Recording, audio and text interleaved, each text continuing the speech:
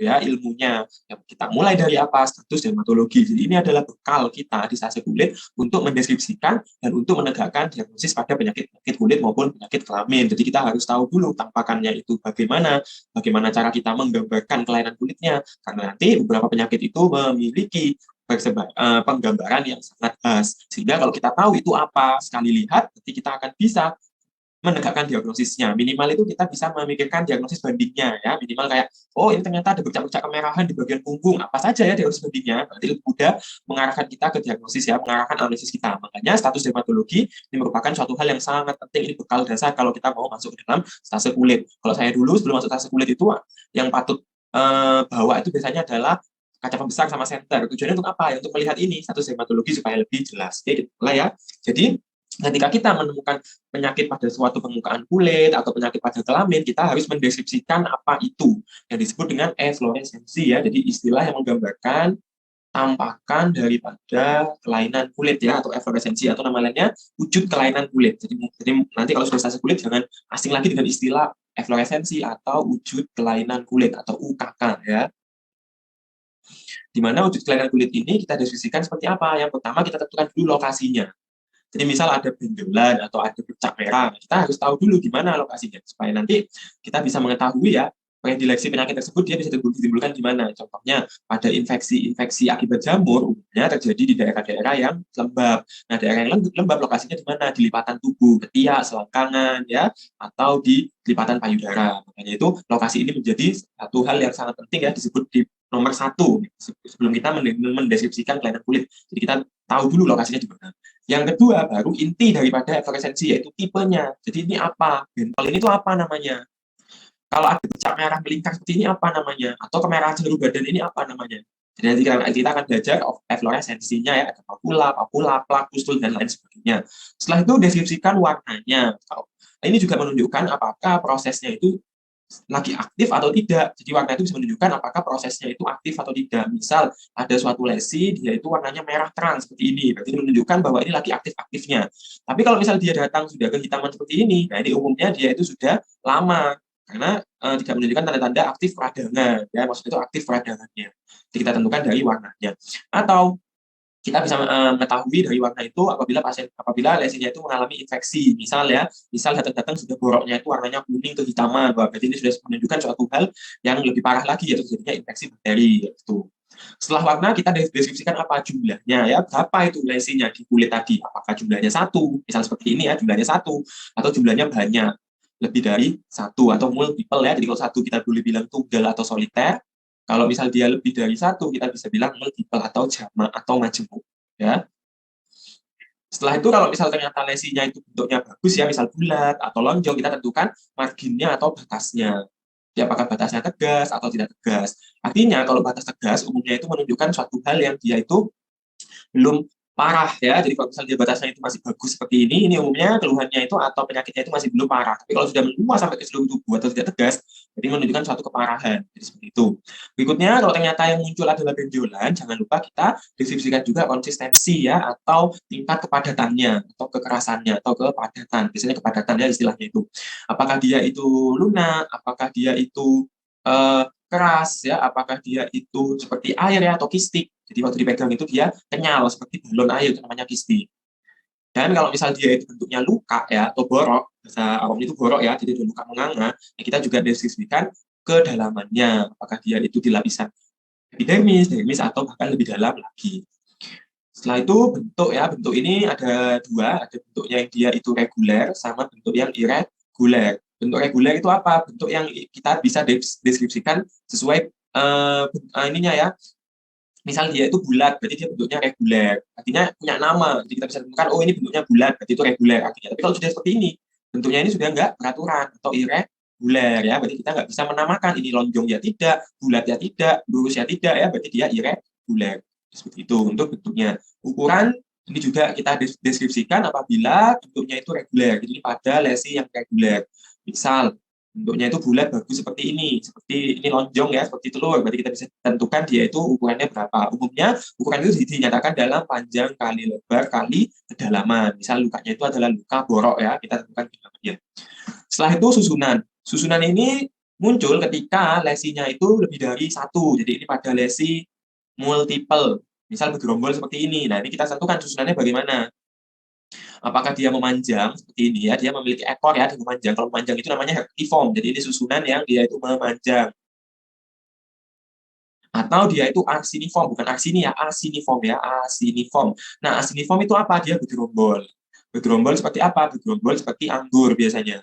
Di baratnya itu dia bergerombol seperti buah anggur. Jadi dia itu berdempet-dempet, berdekat-dekatan, itu namanya asiniform. Atau anuler. Anuler itu seperti apa? Ini seperti dia itu cincin. Contohnya ini ya, anulare. Jadi dia itu seperti cincin. Atau bahasa lainnya adalah konsentris. Dia memiliki bentuk yang bulat dan seolah-olah seperti orbit ya, orbitnya planet. Namanya adalah anulare atau konsentris. Setelah kita tentukan susunannya, jadi dia itu misal lesinya multiple, hypertiform, berarti kita temukan lesinya itu banyak ya, terus memanjang, seperti ini punya ekor dia, itu disebut dengan hypertiform. Setelah itu kita lanjutkan dengan konfluensi. Konfluensi itu apa? Rata atau tidaknya dia menutupi kulit.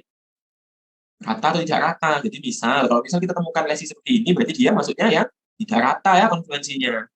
Tapi kalau misal seluruh tubuh, nah dia itu seluruh punggung itu merah semuanya, berarti bisa kita katakan dia konfluen lesinya ya. Tapi kalau misal dia seperti ini cuma satu lesi saja dan ada bagian kulit yang sehat, artinya ini tidak rata ya, tidak konfluen. Tapi kalau dia mengenai seluruh area tubuh, misalnya ini punggungnya merah semua, berarti ini konfluen. Jadi kita temukan bahwa persebarannya itu merata. Setelah itu distribusi. Distribusi ini terkait dengan konfluensi juga. Jadi kalau misalnya kita temukan lesinya konfluen, kita juga deskripsikan distribusinya. Apakah lesi ini merata pada semua sisi tubuh? Misal ya kanan sama kiri. Apakah ditemukan pada kedua sisi? Berarti kalau ditemukan pada kedua sisi, berarti dia namanya distribusi yang bilateral atau distribusi yang simetris. Jadi kita temukan di kanan atau kiri tubuh. Kanan dan kiri tubuh, kanan dan kiri daripada tubuh. Tapi kalau asimetris, berarti dia hanya satu sisi ya, ditemukan hanya pada satu sisi tubuh saja. Misal dia hanya di tangan sebelah kanan, berarti dia distribusinya asimetris kanan. Tapi kalau ditemukan penuh seperti ini ya, dia pada punggung kanan, punggung kiri ini ketemu merah semuanya, berarti ini menunjukkan dia distribusinya bilateral atau simetris. Seperti itu ya untuk urutan menuliskan status dermatologi atau wujud kelainan kulit. Lokasinya di mana, tipenya apa, warnanya bagaimana, jumlahnya berapa, batasnya itu bagaimana, bentuknya itu apa, bulat atau irregular ya, agak jelas. Konsistensinya, kalau misalnya dia berupa benjolan, kita raba konsistensinya, dan kalau misalnya dia bentuknya reguler, kita deskripsikan ukurannya. Kalau lesinya multiple, kita deskripsikan susunan, konfluensi, dan distribusi. Tapi kalau cuma lesinya satu, kita nggak perlu mendeskripsikan konfluensi dan distribusi ya.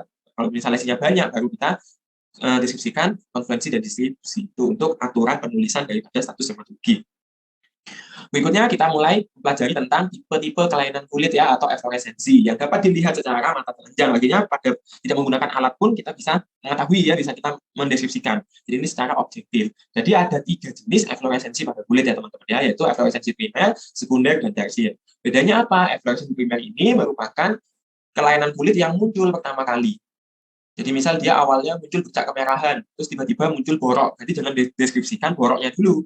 Kita deskripsikan efloresensi primernya dulu, yaitu bercak kemerahan. Jadi ini muncul pertama kali dan umumnya dia menjadi suatu etiologi. Jadi misal dia bercak merah karena digigit serangga. Jadi dia lesi efloresensi primernya adalah bercak merah itu tadi. Tapi kalau misal ternyata dia menjadi borok atau menjadi luka bernanah, itu berarti bukan efloresensi primer, itu disebut dengan efloresensi sekunder yang muncul setelah efloresensi primernya. Jadi kita harus bisa membedakan apakah dia ini primer atau sekunder. Taunya dari mana? Taunya itu bisa tanya ke pasiennya. Ini muncul apakah langsung seperti ini?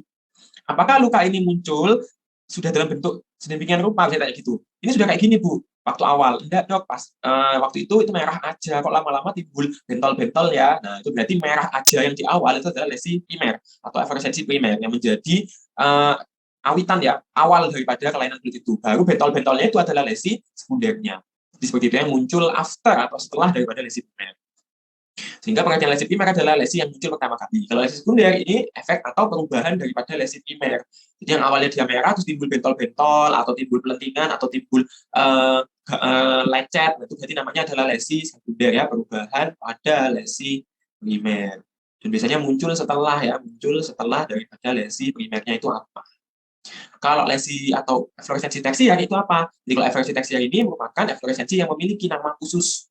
Jadi yang tidak dapat dideskripsikan di primer maupun sekunder. Contohnya adalah jerawat, ya. Contohnya adalah komedo. Itu memiliki bentukan khusus yang tidak bisa dideskripsikan di primer maupun sekunder. Jadi dia punya special name ya, nama tersendiri. Biasanya itu langsung merujuk ke suatu penyakit yang khas, misal jerawat, berarti menunjukkan penyakit ya jerawat, atau misal dia itu menunjukkan adanya milia, berarti penyakitnya adalah milia atau biangkerina. Gitu ya, itu untuk lesi primer, sekunder, dan tersier. Nah, kita mulai dulu dari lesi primernya, karena lesi primer itu yang sering muncul pertama, jadi kita harus tahu ya istilah-istilahnya, dan kita harus tahu ini khas di penyakit apa. Nah, kita mulai dari yang pertama, yaitu apabila kita jumpai perubahan warna. Jadi kalau misal kita lihat di kulit itu dan ada perubahan warna kulit, maka itu disebut dengan makula. Ya, jadi pengertian makula adalah perubahan warna kulit saja. Tidak ada benjol, tidak ada gatal, tidak ada benjol, tidak ada pelentingan, tidak ada luka, cuma perubahan warna. Misal kulitnya yang warna coklat tiba-tiba jadi putih, atau yang kulitnya itu warnanya hitam tiba-tiba kemerahan, tanpa ada perubahan yang lain, hanya perubahan warna saja. Berarti itu istilahnya adalah makula ya. Di makula itu merupakan perubahan warna kulit saja tanpa ada peninggian, tanpa ada benjolan dan lain sebagainya. Nah, apabila makula itu meluas, artinya ukurannya lebih daripada 1 cm, maka dia berubah nama menjadi patch atau bercak. Jadi seperti itu ya. Jadi kalau misalnya pasien bilang bercak, itu umumnya dia sudah luas. Tapi kalau dia bilang kemerahan, atau pasien bilang bercak tapi kita lihat itu hanya satu jumlahnya kecil, jadi dia namanya makula ya. Tapi kalau makulanya itu banyak gimana? Bercaknya itu misal kecil-kecil tapi banyak, apakah namanya patch? Tidak, jadi namanya itu adalah tetap makula, tapi makula multiple ya, yang lebih dari satu. Itu ya untuk makula dan patch, bedanya adalah di luas atau di ukurannya, bukan di jumlahnya. Tapi kalau ternyata waktu kita lihat, loh kok dia itu tiba-tiba jadi ini ya, warnanya itu kecil, merah luas punggung, jadi itu namanya adalah patch atau bercak. Tapi kalau dia juga ukurannya kecil, jadi dia namanya ini ya, namanya adalah makula. Itu untuk makula dan patch. Nah, tapi kalau kita temukan kelainan kulitnya itu berupa bercak tapi ada peninggian, artinya waktu kita lihat itu dia menonjol, bentol atau ada benjolan, berarti namanya apa? Tergantung isinya ya teman-teman ya. Kalau waktu kita pegang dia itu di permukaan dan tidak ada isinya atau bentol bahasa awamnya, namanya adalah papul. Jadi kalau kita temukan dia itu bentol saja, tidak ada isinya, tidak berair, tidak isi sesuatu yang keras, atau nggak isi atau nggak bengkak ya, beda ya, bengkak sama bentol itu beda. Kalau bengkak biasanya itu batasnya tidak tegas, tapi kalau bentol itu dia kita tahu batasnya bulat, misal habis digigit nyamuk. Nah, habis digigit nyamuk kan bentol itu batasnya tegas, ada peninggian, berarti itu namanya adalah papul, yaitu papul. Nah, papul yang meluas, di papul itu definisinya tadi adalah peninggian yang lesi kulit disertai dengan adanya peninggian pada kulit, atau bahasa awamnya adalah bentol. Tapi kalau misal dia itu meluas, papul yang meluas, dia berubah nama menjadi apa? Menjadi plakat. Jadi kalau kita temukan ada bentol-bentol yang dia itu lebih dari 1 cm atau meluas, maka dia berubah nama menjadi plakat. Ini contohnya ya, di sini adalah bentuk papul, dia bentol-bentol kecil-kecil ya, ada 1, 2, 3, 4, 5, berarti papul multiple di sini. Dengan bentuknya bulat. Nah, kalau kita lihat yang gambar sebelah sini, dia ada bentol juga tapi lebih gede dia ukurannya. Dia lebih dari 1 cm. Ini namanya adalah plakat ya. Nih, itu bedanya antara papul dan plakat. Jadi jangan salah ya, jangan semua bentol itu dinamakan papul. Kalau bentolnya lebar seperti ini namanya adalah plakat. Tapi kalau kita temukan bentol, tapi pas kita pegang itu batasnya tidak tegas dan dia itu mirip seperti bengkak ya atau edema. Jadi kalau misal kita lihat itu dia bengkak bukan bentol. Jadi dia itu lebih tidak tegas, batasnya lebih merata umumnya. Itu namanya adalah urtika. Jadi suatu bengkak yang diakibatkan karena pelebaran pembuluh darah bawah kulit. Jadi dia akan kemerahan dan ada bengkak-bengkak seperti ini. Atau bahasa awamnya adalah biduran. Ya, mungkin pernah tahu ya biduran. Jadi kondisi dia itu bengkak sebenarnya, bukan bentol. Kalau biduran itu beda, soalnya bentol karena digigit nyamuk sama biduran itu beda, meskipun sama-sama meninggi ya, sama-sama ada benjolan. Tapi bedanya kalau biduran itu dia umumnya tidak rata dan tidak tegas dan umumnya merata. Jadi dia itu awalnya satu tiba-tiba jadi meluas banyak. Tapi kalau misal papul biasanya itu seperti ini, dia bentol-bentol kecil-kecil aja. Itu ya untuk urtika namanya itu biduran. Tapi urtika yang lebih berat lagi, bentuk yang lebih berat yang sudah menyerang lapisan mukosa, artinya bengkaknya itu sudah sampai di bibir, sudah sampai di mata, ini ya di bibir, di mata atau di saluran nafas, namanya adalah angioedem. Ini bentuk yang lebih berat daripada urtika. Bengkaknya itu sudah lari ke mukosa, namanya angioedem. Tapi kalau kita temukan adanya kelainan kulit yang berisi sesuatu atau ada zat padat di dalamnya, isinya maksudnya ya, maka itu disebut dengan nodul. Taunya dari mana ada isinya? Waktu kita lakukan perabaan. Waktu kita lakukan perabaan, kita bisa merasakan adanya zat pengisinya. Jadi sama seperti kita meraba misal bisul ya, nah bisul kan isinya nanah, itu kita akan tahu di situ, oh ini ada benjolan, ada isinya di dalam. Jadi itu namanya adalah nodul. Bisa isinya itu adalah benda padat, bisa isinya itu adalah cairan. Kalau yang benda padat namanya nodul, kalau yang berisi cairan namanya kista. Di kista ini merupakan nodul yang berisi cairan.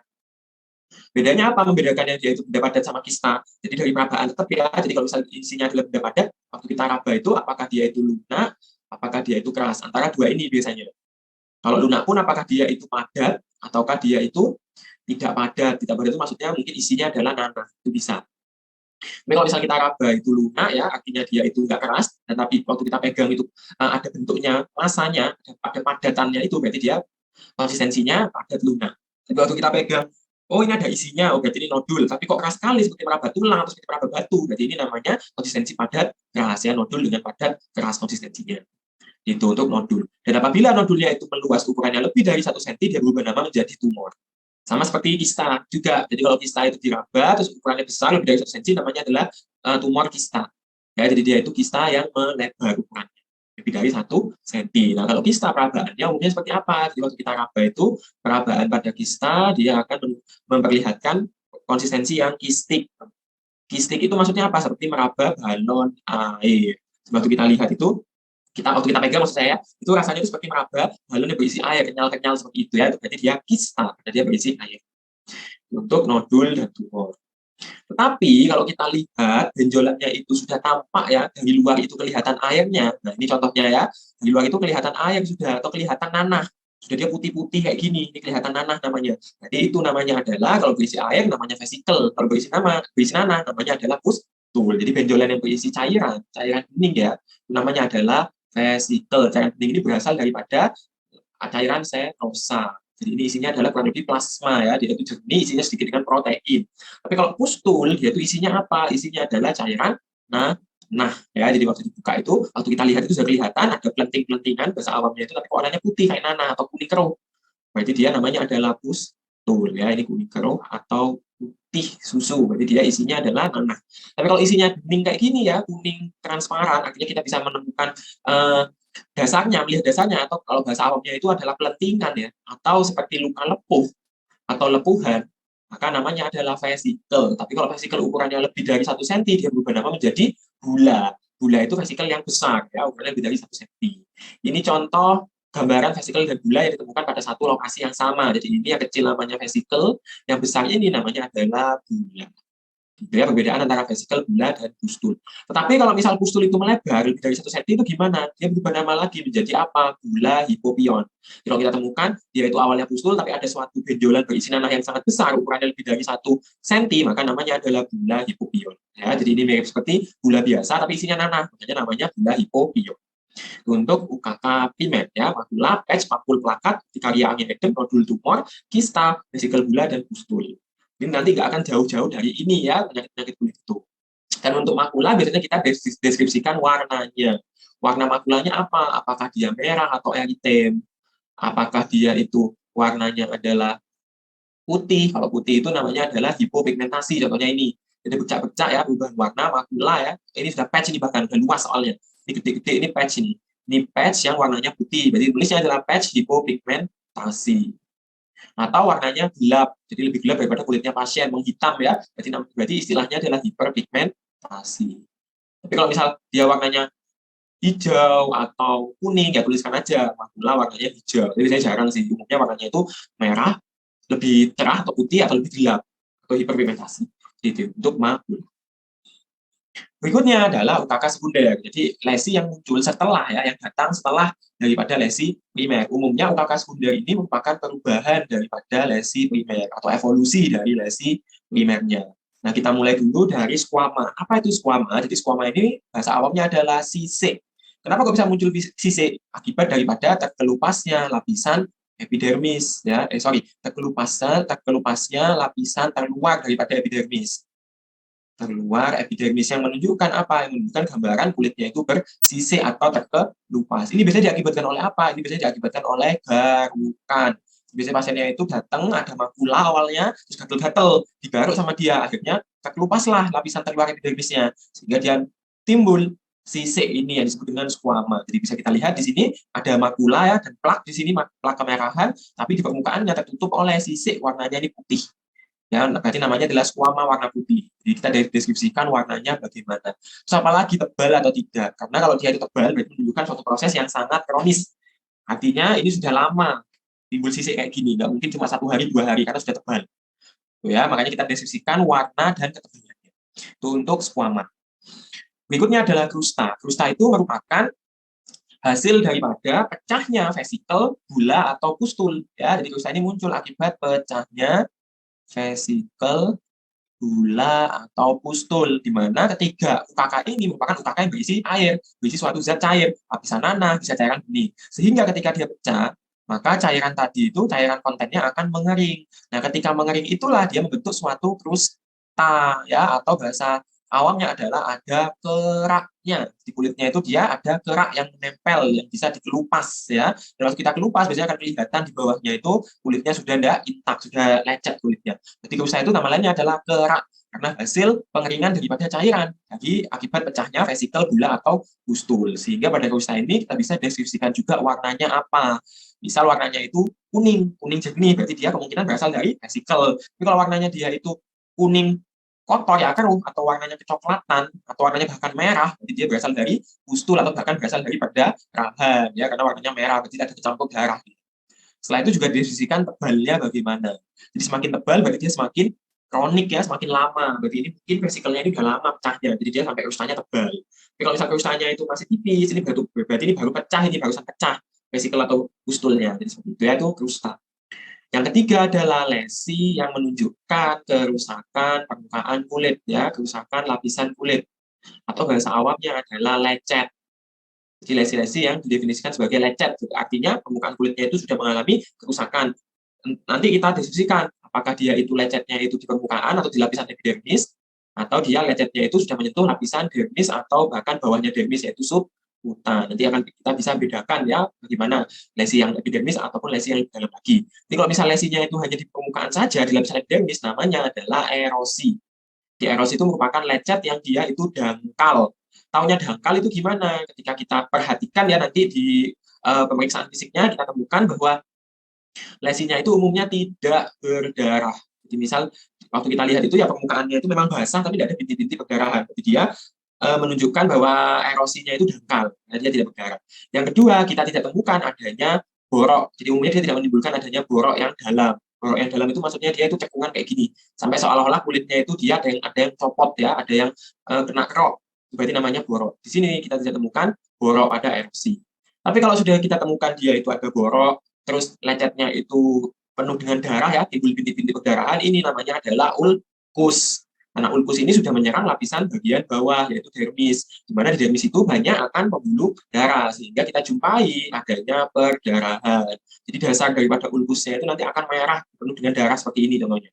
Dan umumnya dia di keluar boroknya, jadi sekelilingnya itu akan penuh dengan kusta, ya.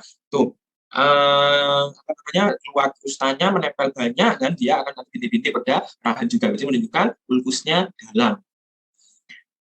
Tapi kalau misal dia itu ulkusnya bentuknya garis lurus atau bentuknya seperti retakan, berarti namanya berubah menjadi visura. Visura ini ulkus, tetapi dia berbentuk apa? Berbentuk retakan, ya, retakan atau celah.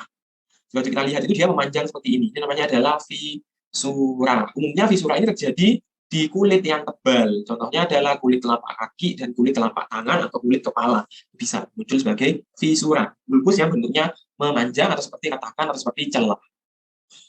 Coba bandingkan ya, ini adalah erosi yang di sini ini adalah ulkus. Coba bandingkan di erosi ini kita jumpai apa lesinya itu dia tidak terlalu dalam ya, tidak berbentuk kerokan kayak gitu. Kalau kita lihat lebih dekat dia itu tidak ada bintik-bintik perdarahan. Jadi merah memang tapi tidak ada darahnya. Tapi kalau ulkus ini sudah seperti ini bentuknya, dia itu ada kerokan ke dalam dan dia ada bintik-bintik perdarahan atau biasanya ada krusta warnanya merah. Artinya ada darah di situ. Berarti itu ulkus. Kalau ekskoriasi itu apa? Ekskoriasi itu merupakan erosi yang dia itu bentuknya bermacam-macam, bentuknya bervariasi. Ini biasanya muncul akibat garukan. Jadi ini menjelaskan lesi atau erosi yang diakibatkan karena digaruk. Dia akan tampak di sini ada yang bentuknya lurus, ada yang bentuknya dia itu bulat, ada yang memanjang. Kalau macam-macam seperti ini namanya adalah ekskoriasi. Jadi ini khas akibat daripada garukan karena menimbulkan apa? Garukan itu bekas kukunya itu ya, cakaran dari kukunya. Buka sekunder berikutnya adalah ligenifikasi. Ini kondisi di mana terjadi penebalan kulit. Jadi waktu kita raba itu kulitnya seolah-olah menebal, seperti seolah-olah dia itu waktu kita pegang itu dia kaku. Seperti apa? Seperti kulit kayu, ya. Jadi namanya adalah ligenifikasi. Dan waktu kita raba pun permukaannya juga kasar. Jadi sekaligus selain dia itu menebal, dia juga ada ini ya perubahan tekstur, berarti dia lebih kasar kulitnya. Namanya adalah ligenifikasi. Ligenifikasi ini menunjukkan kondisi yang kronik. Jadi ini pada kondisi-kondisi yang kronik, gatal yang kronik. Mungkin awalnya dia itu datang makula atau plak karena sering digaruk, terus itu lama ya gatalnya nggak sembuh-sembuh, dia berubah menjadi ligenifikasi. Bahwa kalau ketemu pasien-pasien dengan seperti ini, kulitnya menebal, kita pegang itu menebal, terus dia bilang karena sering digaruk ya, pas kita pegang juga kasar, berarti ini ligenifikasi. Gitu ya untuk jenis-jenis UKK sekunder. Nah, kalau UKK tersier bagaimana? Nah, UKK tersier ini gambarnya. Jadi ada yang bentuknya itu komedo. Komedo itu apa? Akibat sumbatan daripada kelenjar minyak pada wajah.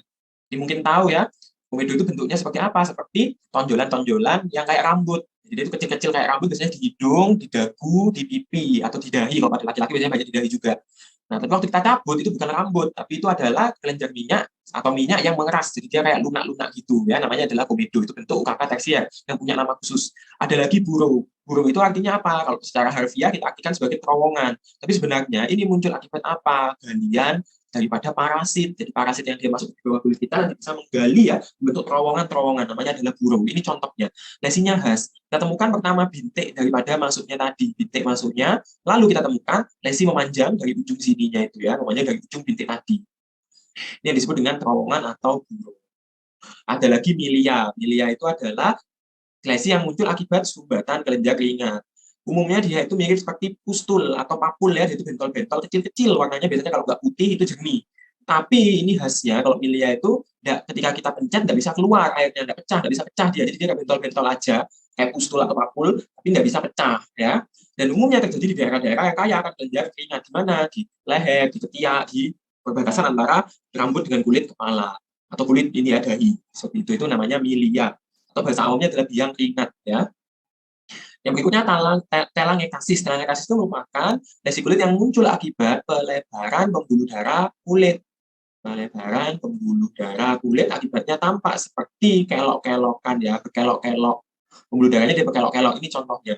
Ini menunjukkan bahwa dia ada pelebaran pembuluh darah. Biasanya pada kasus-kasus apa ini? Pada kasus-kasus penipisan kulit. Jadi kalau kulitnya tipis itu sampai pembuluh darahnya itu kelihatan. Kalau misal ada di situ ya, sampai kangling tipisnya kulitnya sampai ada kelihatan telangiectasisnya.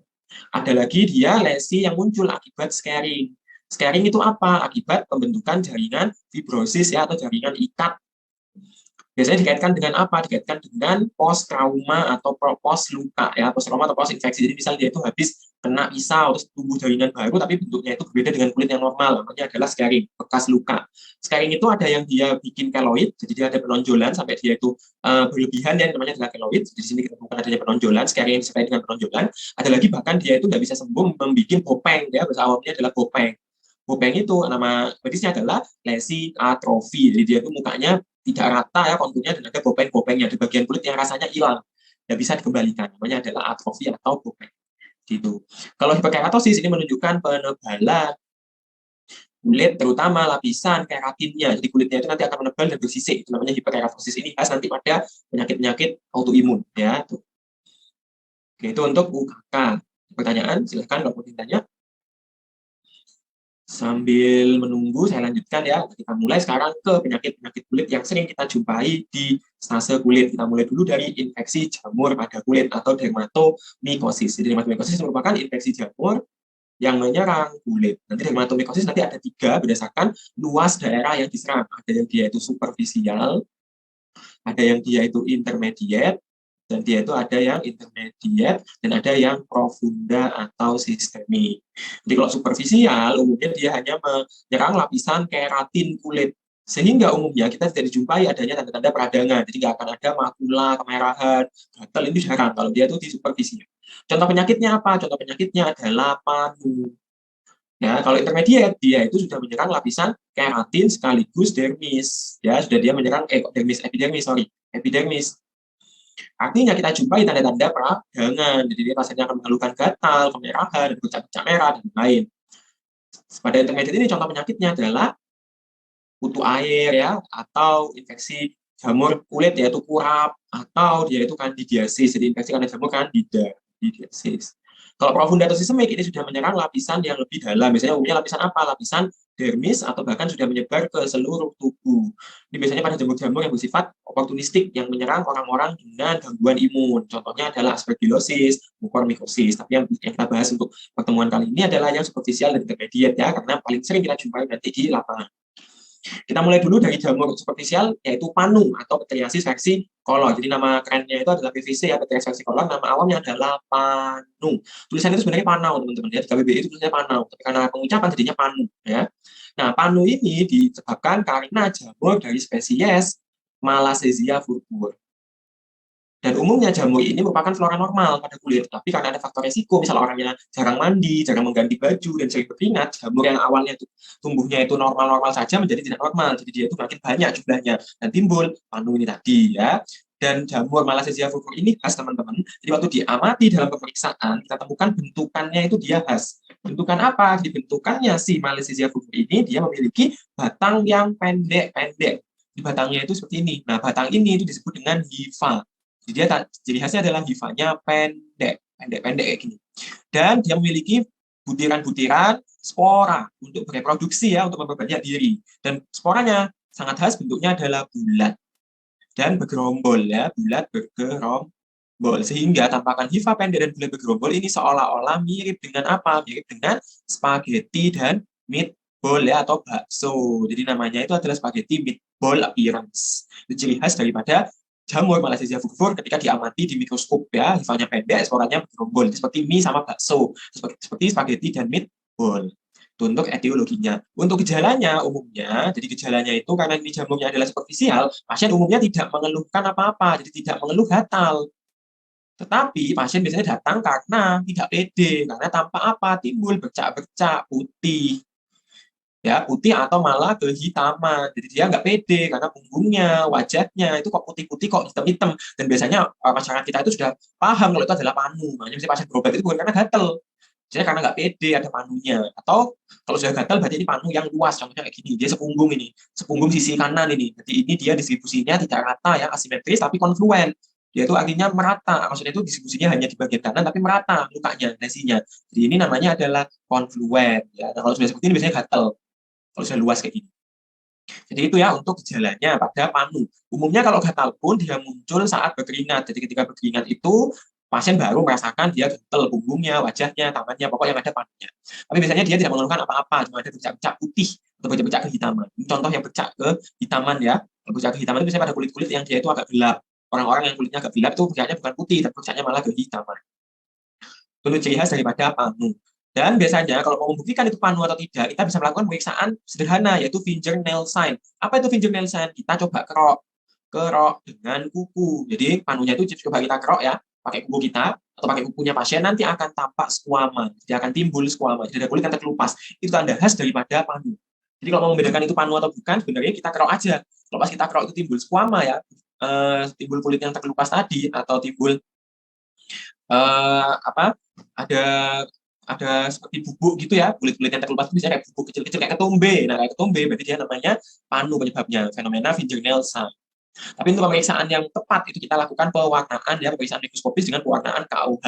Tergantung nanti kita ambil dari mana sih. Biasanya kalau dari kulit kita gunakan KUH 10% konsentrasinya. Tapi kalau misalnya itu dari kuku atau dari rambut, pada kasus yang lain, jamur yang lain, biasanya kita pakai yang lebih tinggi, 20-40%. Tapi pada kulit, kita gunakan KUH 10%. Nanti akan tampak gambaran spaghetti meatball tadi ya. Atau kalau misalnya kita nggak bisa melakukan pemeriksaan KUH, kita boleh sinari ya, luka itu dengan lampu berwarna biru, atau namanya pemeriksaan lampu Wood. Jadi kita sinari dengan, ini ada penyinaran dengan lampu warna biru. Bukan ultraviolet ya, tapi warnanya itu biru keunguan. Biru ungu. Nanti akan menunjukkan perubahan warna pada lesinya. Nah, pada kasus panu akan timbul warna berupa kuning emas. Ini contohnya ya, jadi kita timbul warna kuning emas. Itu khas miliknya panu. Jadi ini menunjukkan lampu Wood hasilnya pendaran warna kuning emas yang khas pada panu. Seperti itu ya untuk Pityriasis versicolor atau panu.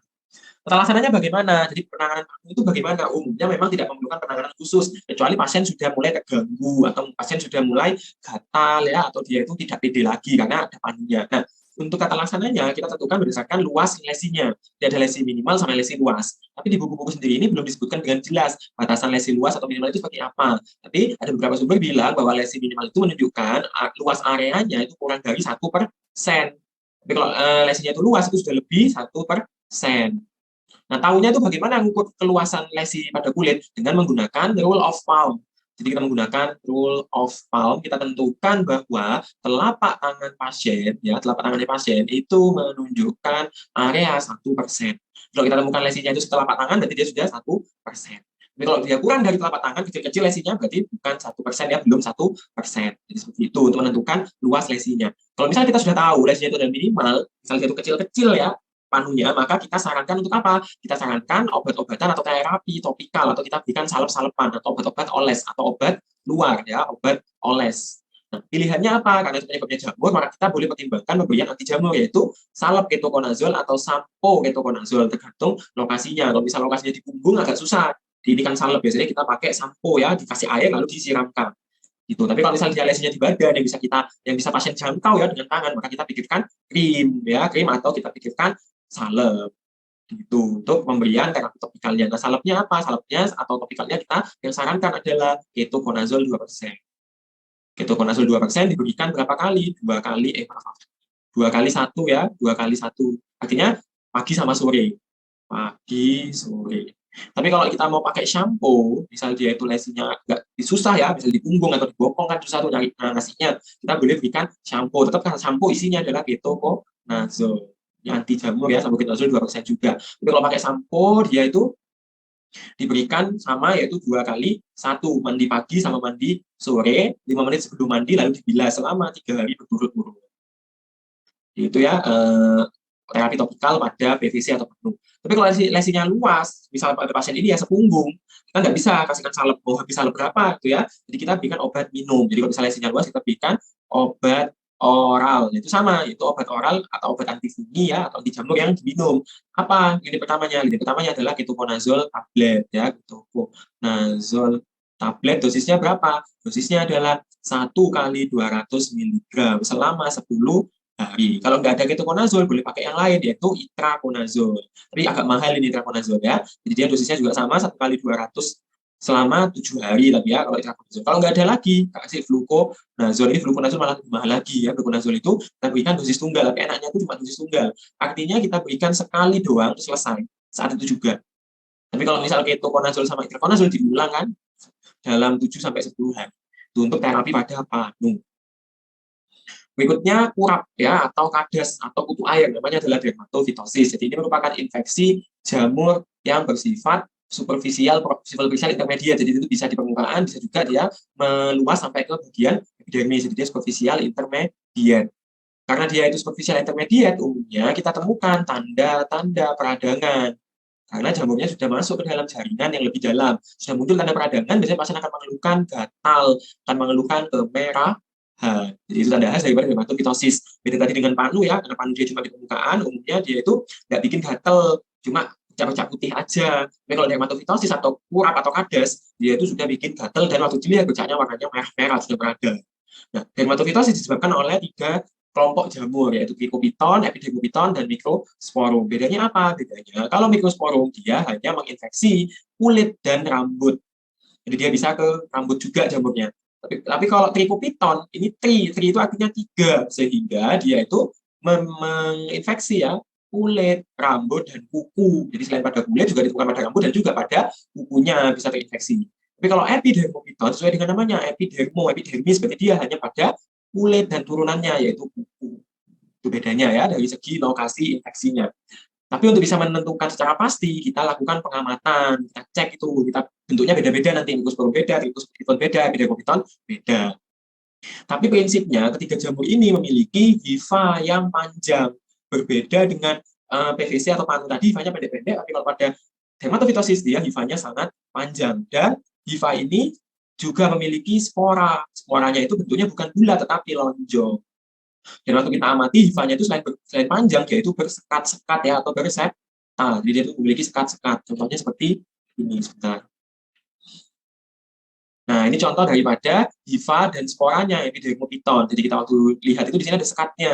Nah, di sini namanya adalah septa. Waktu kita amati sporanya itu lonjong, ya, sporanya lonjong, ini bentuknya seperti pentungan, kayak pentungannya satpam ya, panjang dan lonjong. Berarti ini khas punyanya si dermatofitosis. Itu perbedaannya dari segi pengamatan. Nah, pengamatannya pakai apa? Ya sama dengan menggunakan larutan KAUH, dan tergantung daripada konsentrasinya. Kalau KAUH 10% kita gunakan pada spesimen kulit. Jadi kalau misalnya jamurnya di kulit, kita pakai KAUH 10% untuk mengamati. Kalau 20% kita pada rambut. Ya, kalau yang lebih dari 20 atau 40% kita pada kuku, karena kuku itu menebal. Tebal ya kuku itu ya, prinsipnya pemberian KAUH untuk melarutkan itu tadi, melarutkan kulit, rambut, dan kuku sehingga yang nampak cuma jamurnya. Itu alasannya kok dia semakin meningkat konsentrasinya ya ketika menggunakan spesimen yang berbeda-beda. Itu untuk dermatofitosis. Gejalanya atau UKK-nya bagaimana? Jadi UKK yang dapat muncul pada dermatofitosis kita temukan adanya makula hingga plak yang dia itu eritema, ada perubahan warna, warnanya itu merah dengan batasnya umumnya tegas. Jadi kita lihat itu jelas ini batasnya. Oh ya jelas, jadi kita bisa membedakan kulit yang sehat dengan kulit yang sakit. Diikuti dengan apa? Diikuti dengan bagian tepi daripada lesinya itu aktif. Ditunjukkan dengan apa? Kita temukan peninggian. Tetapi bagian tengahnya itu dia inaktif. Kita temukan kulitnya itu sudah mereda ya, infeksinya itu sudah mereda, jadi bagian tengahnya itu sudah putih-putih kayak gini, sudah pucat.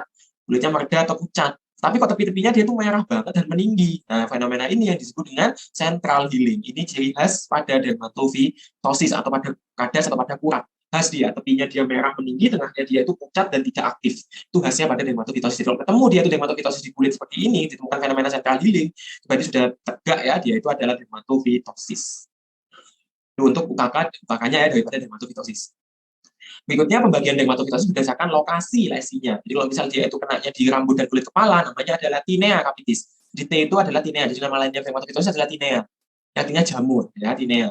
Tapi kalau dia itu kenanya di kulit badan, ya kulit badan di sini, di dada, di perut, di punggung, jadi dia namanya tinea corporis. Tapi kalau dia itu kena di kulit lipatan, misal di selangkangan, kena di bokong, kena di bawahnya ini ya, testis atau testis skrotum, kena di ketiak, di lipatan payudara, maka namanya adalah tinea cruris.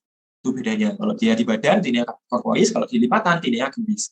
Berikutnya adalah kalau dia kenanya di tangan, namanya adalah tinea manuum. Ya, berarti dia kenanya di kulit-kulit tangan, di punggung tangan, telapak tangan, atau sela-sela jari. Tapi kalau kenanya di kaki, ya, di punggung kaki, terus di pelantarnya, ya, di bagian telapak, atau di sela-sela jarinya, namanya adalah tinea pedis. Nah, tinea pedis ini nama lainnya adalah kutu air. Jadi ini bukan karena kutu air itu ya, tapi karena jamur tinea. Tapi kalau kenanya di kuku, jadi itu infeksinya di kuku ya, berarti namanya adalah tinea umuimun. Tapi kalau dia itu kenanya di janggut ya, atau daerah berambut pada wajah, jenggot, kumis, dan jambang, namanya tinea barbing. Gitu, itu untuk pembagian tinea berdasarkan lokasi. Nah, kita mulai dulu dari pembahasan yang pertama, yaitu tinea capitis. Berarti dia merupakan tinea yang menginfeksi kulit kepala dan rambut ya, menginfeksi kulit kepala dan rambut. Nanti ada dua bentuk daripada tinea capitis. Yang pertama adalah tinea capitis yang tipe endotrix dan tipe ektotrix ya, ektotrix. Bedanya apa? Bedanya kalau dia tipe endotrix, jamurnya itu sudah menyerang akar rambut, menyerang bagian dalam dan akar rambut. Jadi jamurnya jamur endotrix. Tapi kalau jamurnya ektotrix, dia hanya menyerang bagian luar saja. Di jamur menyerang bagian luar rambut. Ini contohnya digambar seperti ini. Ini jamur ektotrix. Dia tuh jamurnya hanya nempel-nempel di permukaan luarnya saja. Tapi kalau endotrix ini sudah sampai ke dalam, bahkan sampai ke akar rambut atau folikel rambut. Ya. Nanti juga akan memberikan tampakan yang berbeda. Jadi kalau misal dia itu jamurnya hanya di permukaan saja, itu bisa menyebabkan apa? Dia bisa menyebar ke kulit kepala. Lebih cepat dia menyebar ke kulit kepala. Akibatnya apa? Akan timbul seperti ini, bercak-bercak, warnanya dia itu keputihan karena ini adalah jamur di sini banyak dan menyebabkan infeksi. Ini contoh yang sudah terinfeksi. Namanya kalau bercak yang seperti ini namanya adalah gray patch. Kalau disertai dengan infeksi, timbul bentol-bentol, timbul kemerahan, ada nanahnya, namanya adalah kerion. Tapi kalau jamurnya itu menyerang folikel dan bagian dalam, menyebabkan apa? Menyebabkan rambutnya patah. Jadi dia itu rontok-rontok, tapi karena patah rambutnya. Sehingga dia orangnya biasanya botak kayak gini. Dengan meninggalkan akar rambut yang tersisa. Namanya black dot. Di istilahnya adalah black dot. Tampakan ada bintil-bintil warna hitam yang waktu kita lihat, itu sebenarnya rambut yang patah. Karena terinfeksi oleh jamur bagian tengahnya. Makanya ini nanti akan patah. akan muncul black dot. Jadi itu ya perbedaannya. Tapi ada satu bentuk tinea capitis yang amat berat, sehingga menyebabkan seluruh kulit kepalanya ini tertutup oleh krusta tebal warna kuning. Jadi itu ada boroknya, ada keraknya, sampai menutupi seluruh bagian kepala. Namanya apa? Ini namanya adalah fafus. Di kondisi di mana terjadi penutupan seluruh lapisan kepala dengan kerak kuning yang tebal. Ini disebabkan oleh jamur khusus namanya Trichopiton schonleii ya. Dia bisa menyebabkan peradangan hebat sampai timbul krusta yang tebal seperti ini. Gitu ya untuk tinea capitis, ada jamur endotrik dan ektotrik. Dan ini tadi yang sudah saya jelaskan, ini grey patch umumnya karena apa? Jamur-jamur yang di luar yaitu ectotrix, terutama dari jenis Microsporum. Jadi dia hanya menyerang bagian luar, di batang-batang rambutnya saja, akibatnya dia itu akan patah dan diikuti dengan infeksi. Biasanya karena dari batang itu nanti ketika dia sudah patah, dia akan menyebabkan jamur nempel di kulit kepala. Dan ketika dia nempel di kulit kepala, dia akan timbul infeksi. Jadi kalau sudah infeksi namanya adalah carrion. Jadi ada bercak-bercak abu-abu disertai dengan adanya borok, ada nanah, ya ada boroknya. Di sini bisa timbul pustul, bisa timbul ulpus, bisa timbul krusta. Namanya adalah carrion.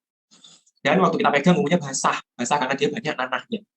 Dan pasien bisa datang dalam kondisi demam, saking dia itu parahnya ya, infeksinya bisa sampai demam. Itu untuk grey patch dan carrion. Nah, grey patch ini kalau kita periksa dengan lampu wood akan memberikan efloresensi warna hijau. Jadi yang awalnya abu-abu disinari dengan lampu warna biru ya, ini dia jadi warna hijau.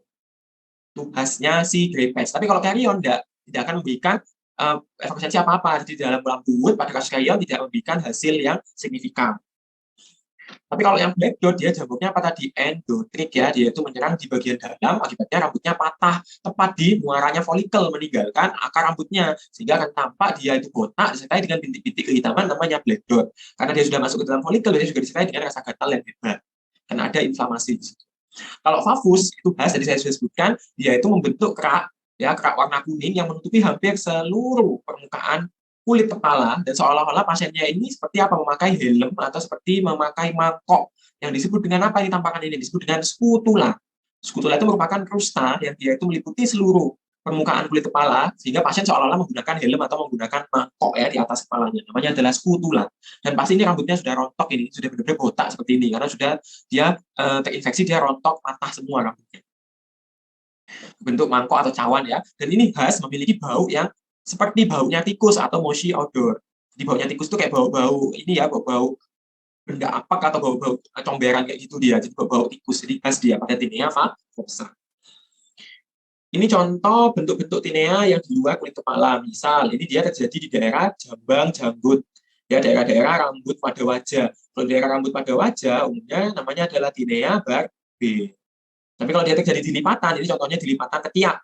Ya, jadi pasien ini dia itu ada tinea nih, ada makula, batasnya itu tegas, terus bagian tengahnya itu mulai pucat. Jadi fenomena apa? Central healing ya. Nah, karena ada seperti ini, dan terjadi di lipatan tubuh, ini lipatan ketiak, berarti namanya tinea cruris. Tapi kalau dia terjadi di lipatan kaki seperti ini ya, kemerahan, batasnya tegas, tengahnya umumnya sudah warnanya putih. Berarti ini namanya adalah tinea pedis, sama seperti istilahnya atau istilahnya itu kutu air, tapi bukan karena kutu, tapi karena jamur. Ada lagi kalau dia di badan, ini contoh bentuk central healing yang sangat jelas. Diperhatikan di sini bagian tepinya merah. Tapi kalau kita amati bagian tengahnya ini sudah mulai pucat. Ini contoh bentuk central healing yang sangat jelas. Ini karena dia terjadi pada kulit badan, bukan kulit lipatan, berarti dia namanya tinea corporis ya, tinea corporis. Tapi kalau dia terjadi pada kuku, nah tandanya apa tinea pada kuku itu? Namanya tinea apa tadi? Tinea umeu. Tandanya apa? Yang pertama kita temukan kukunya itu rapuh, atau istilahnya adalah onycholisis. Jadi waktu kita lihat itu kukunya itu mudah terkelupas. Ini contohnya. Kuku kan harusnya kan penuh ya, ini kok ada yang hilang sudah bagian kukunya. Seolah-olah dia rontok, berarti dia kukunya sudah rapuh atau onycholisis. Tanda yang pertama. Tanda yang kedua adalah terjadi perubahan warna kuku. Karena normalnya warna kuku itu kan dia jernih, putih ya, atau warna merah, karena ada pembuluh darah di bawahnya. Maksudnya itu di bawahnya kuku kan ada kulit. Kulitnya itu akan kayak pembuluh darah, bisa kelihatan warnanya merah. Tapi kalau pada infeksi jamur di kuku, tinea umum, dia berubah warna. Jadi apa? Perubahan warna jadi kuning atau jadi apa? Jadi kehijauan. Tanda khas daripada infeksi jamur pada kuku. Namanya adalah diskromafia, ya, diskromafia atau perubahan warna pada kuku. Dia jadi warna kuning, keruh kayak gini.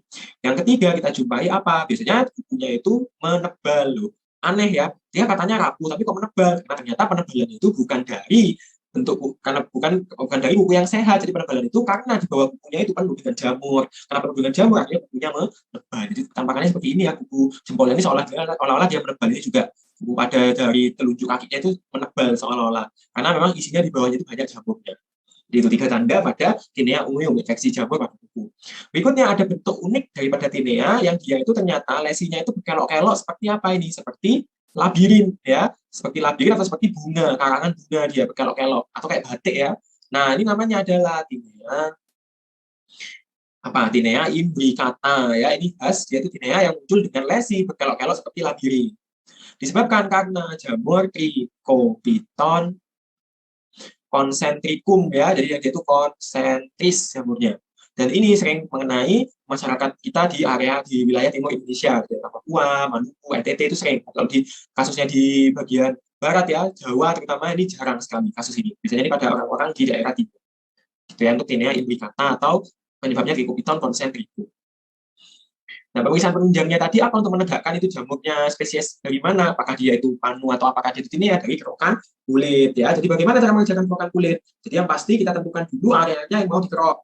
Jadi umumnya diambil di lesi yang paling aktif. Jadi misal dia itu bercaknya banyak, misalnya panunya banyak. Kita pilih yang dia itu paling luas, paling lebar, dan paling aktif, paling putih warnanya. Atau pada kasus tinea kita pilih yang paling merah warnanya, yang paling aktif. Nah, sebelum dikerok kita bersihkan dulu dengan alkohol 70%, kita oleskan dengan alkohol swab. Tujuannya untuk apa? Untuk menghilangkan lemak, debu, dan bakteri biasanya. Ya. Ditunggu sampai benar-benar kering, kalau perlu dikipas ya sampai kering, lalu dikerok bagian atasnya. Yang kita duga ada persangkaan jamur. Keroknya itu pakai apa? Jangan pakai pisau. Jangan pakai pisau, nanti luka dia. Ya. Jadi kita keroknya itu pakai apa? Pakai ujung tumpulnya. Jadi misal ini pisau bedah ya, kan ada ujung yang dia itu tajam, ada yang tumpul. Nah, kita keroknya itu jangan yang ditajam, nanti akan berdarah dia, akan mengaburkan hasil pemeriksaan. Kita ambil yang di bagian tumpulnya, atau kita boleh menggunakan batang besi ya, itu boleh dikerok dengan batang besi. Cara ngeroknya itu membentuk sudut 45 derajat. Jadi antara pisau tadi dengan kulit itu dia sudutnya kira-kira 45 derajat. Jadi kerokannya akan lebih maksimal. Setelah itu hasil kerokannya akan diletakkan di kaca objek. Setelah itu diletakkan di kaca objek, kita lakukan fiksasi ya. Fiksasinya itu gimana? Kita teteskan dulu larutan NaCl. NaCl 0,9%, lalu kita lewatkan di atas permukaan pembakar yang api bunsen. Jadi kita teteskan NaCl lalu kita lewatkan di atas permukaan api, jangan di tepat di atas yang akan hangus nanti dia. Jadi kita lewatkan aja, yang penting NaCl-nya menguap. Nah, setelah NaCl menguap, kita teteskan dengan larutan KUH, tergantung daripada sediaannya apa yang kita ambil, apakah kulit, kuku, ataupun rambut ya. Ini terbalik ya di sini ya. Jadi kalau rambut itu nggak pakai 10, yang kulit itu pakai 10, kalau rambut sama kuku pakai 20 sama 40 ya gitu. Kalau perlu, kita berikan pewarna khusus untuk jamur, yaitu tinta India atau tinta pakar biru hitam. Nama lainnya adalah tinta India. Jadi dia akan memberikan warna merah dan biru nanti pada jamurnya, akan lebih jelas. Ini contohnya tadi ya, penggambarannya dikerok, ditaruh di ini, kita fiksasi dulu dengan larutan NaCl, selanjutkan dengan KUH ya, terus diamati. Ini contoh yang menggunakan tinta India atau tinta pakar, warnanya jadi biru. Tapi ini contoh yang dia itu pakai KUH, jadi warnanya bening kayak gini. Itu ya cara untuk melakukan kerokan kulit untuk menegakkan infeksi jamur pada kulit. Terus bagaimana penata laksanaan pada kasus tinea tadi atau kurap atau kadas, tergantung dari lokasinya. Jadi kalau tinea capitis, umumnya terapi yang diberikan adalah terapi topikal yang dikombinasikan dengan terapi oral. Jadi selain kita berikan terapi oles-oles, kita berikan obat minum. Nah, karena ini konteksnya di rambut, maka untuk terapi topikalnya kita berikan apa? Kita berikan shampoo, karena kan dia di kulit kepala dan rambut. Shampoo-nya apa? Sama seperti pada kasus panu, kita berikan ketoconazole atau sampo yang mengandung selenium sulfida antara 1 hingga 25%, 2,5% konsentrasinya. Ini ada ya di pasaran mereknya. Sampo yang mengandung selenium sulfida itu ada di pasaran. Namanya adalah sampo Selsan ya. Warnanya itu ada yang biru, ada yang merah, ada yang oranye, tergantung daripada kandungan selenium sulfidanya berapa. Kalau yang oranye itu dia kalau nggak salah 1,8. Kalau yang biru itu lebih kuat lagi, dia hampir 2,5 kalau nggak salah. Tapi kalau yang pink dia itu 0,8, dia lebih rendah. Itu untuk sampo pada tinea capitis yang dikombinasikan dengan obat minum. Nah, obat minumnya itu ada berbagai contoh ya, berbagai sediaan. Tapi untuk ini utamanya kita berikan griseofulvin. Ini obat ini ada di puskesmas. Ini obat-obatan yang gampang dijumpai ya. Kita berikan griseofulvin. Dosisnya berapa? Dosisnya kalau dia itu pakai per kilogram berat badan ini 20 sampai 25 mg per kilogram berat badan. Tapi umumnya kalau misalnya orang dewasa kita berikan berapa? Kita berikan 1 kali 500 mg. Selama berapa lama? Selama 8 minggu. Jadi disampuin, dia itu selama 1 bulan, 2 sampai 4 minggu sampunya dilanjutkan dengan obat minum griseofulvin 8 minggu. Ya, jadi harus digabungkan ini antara sampo dengan obat minum. Kalau nggak ada grisopulvin, boleh menggunakan itraconazole. Dosisnya berapa? 1 kali 100 mg selama 6 minggu ya, 1,5 bulan. Kalau nggak ada, boleh pakai terbinafin. Dosisnya berapa? Ini kalau per kilogram per bulan seperti ini. Tapi kalau pada orang dewasa, langsung kita tembak 1 kali 250 mg selama 4 minggu. Ya, itu untuk pengobatan pada tinea rabies. Tapi kalau dia itu korporis atau pluris, ya, misalnya di kulit badan, maka terapinya itu boleh menggunakan topikal, boleh menggunakan sistemik, tergantung daripada apa, luas lesinya. Kalau lesinya itu minimal atau kurang dari 1%, maka kita pertimbangkan topikal, ya, atau obat oles-oles.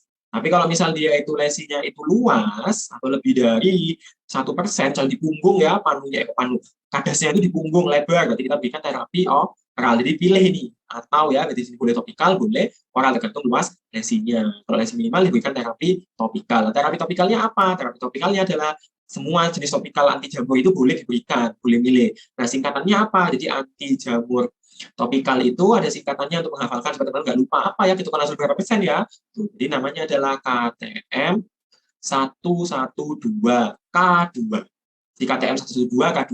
Maksudnya apa? Jadi ada yang pertama pakai clotrimazole salep 1%, atau pakai terbinafin salep 1%, atau pakai miconazole salep 2%, atau ketoconazole 2%. Jadi itu ingat ya, KTM 112 plus K2.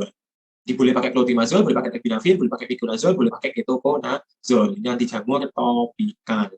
Kalau obat minumnya, ya, kalau obat minumnya kita berikan terbinafin. Jadi kita berikan terbinafin ya untuk lini pertamanya. Terbinafin yaitu 1 kali 250 selama 2 minggu. Atau kalau nggak ada terbinafin, kita pakai itra ya. Itra itu boleh, itraconazole. Maaf sebentar. Itraconazole berapa? 1 kali 100 ya, 1 kali 100, atau boleh tingkatkan 2 kali 100. Itu boleh. Selama berapa? 2 minggu juga. Atau kalau nggak ada itraconazole, boleh pakai Griseo. Kalau nggak ada terbinafin, nggak ada itraconazole, adanya Griseo, boleh diberikan Griseo fulvin. Dosisnya berapa? Ya, langsung kita tembak aja ya, 1 kali 500. Pada orang dewasa diberikan selama 2 minggu juga. Gitu ya, untuk tata laksana pada tinea korporis dan pluris. Tapi kalau tinea pedis bagaimana? Tinea pada kaki ya, tinea pada kaki dan tangan. Jadi kalau tinea pada kaki dan tangan beda lagi. Jadi kalau pada kutu air kita berikan dua-duanya, yaitu terapi topikal plus terapi oralnya juga. Nah, topikalnya pilihannya apa? Sama ya, KTM 112 K2. Jadi sama. KTM 112 K2 sama, boleh milih. Tapi kalau misal terapi yang sistemiknya, kita pilih lini pertamanya adalah sama seperti pada kulit, yaitu terbinafin 1 kali 250, tapi durasinya 2-4 minggu ya, bisa diperpanjang sampai 2-4 minggu. Atau kalau tidak ada, pakai itraconazole. Dosisnya sama 2 kali 100 selama berapa? Umumnya dia kita berikan 3 minggu kalau pada kaki dan tangan.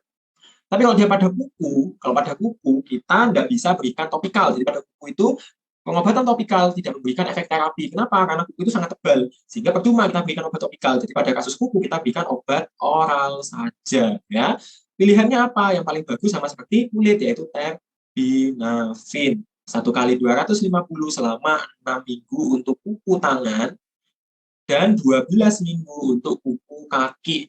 Kenapa? Karena kuku kaki itu dia letaknya jauh. Minum obatnya kan dari usus. Nah, untuk membawa obat itu ke usus biasanya berkurang ininya ya, kadarnya. Makanya kita tambahkan durasi terapinya jadi 12 minggu, naik 2 kali lipat. Atau kita berikan, karena kan 6 minggu itu sampai 12 minggu itu kan lama ya, kita minum obat tiap hari. Biasanya kita menggunakan itraconazole dosis denyut. Apa itu dosis denyut?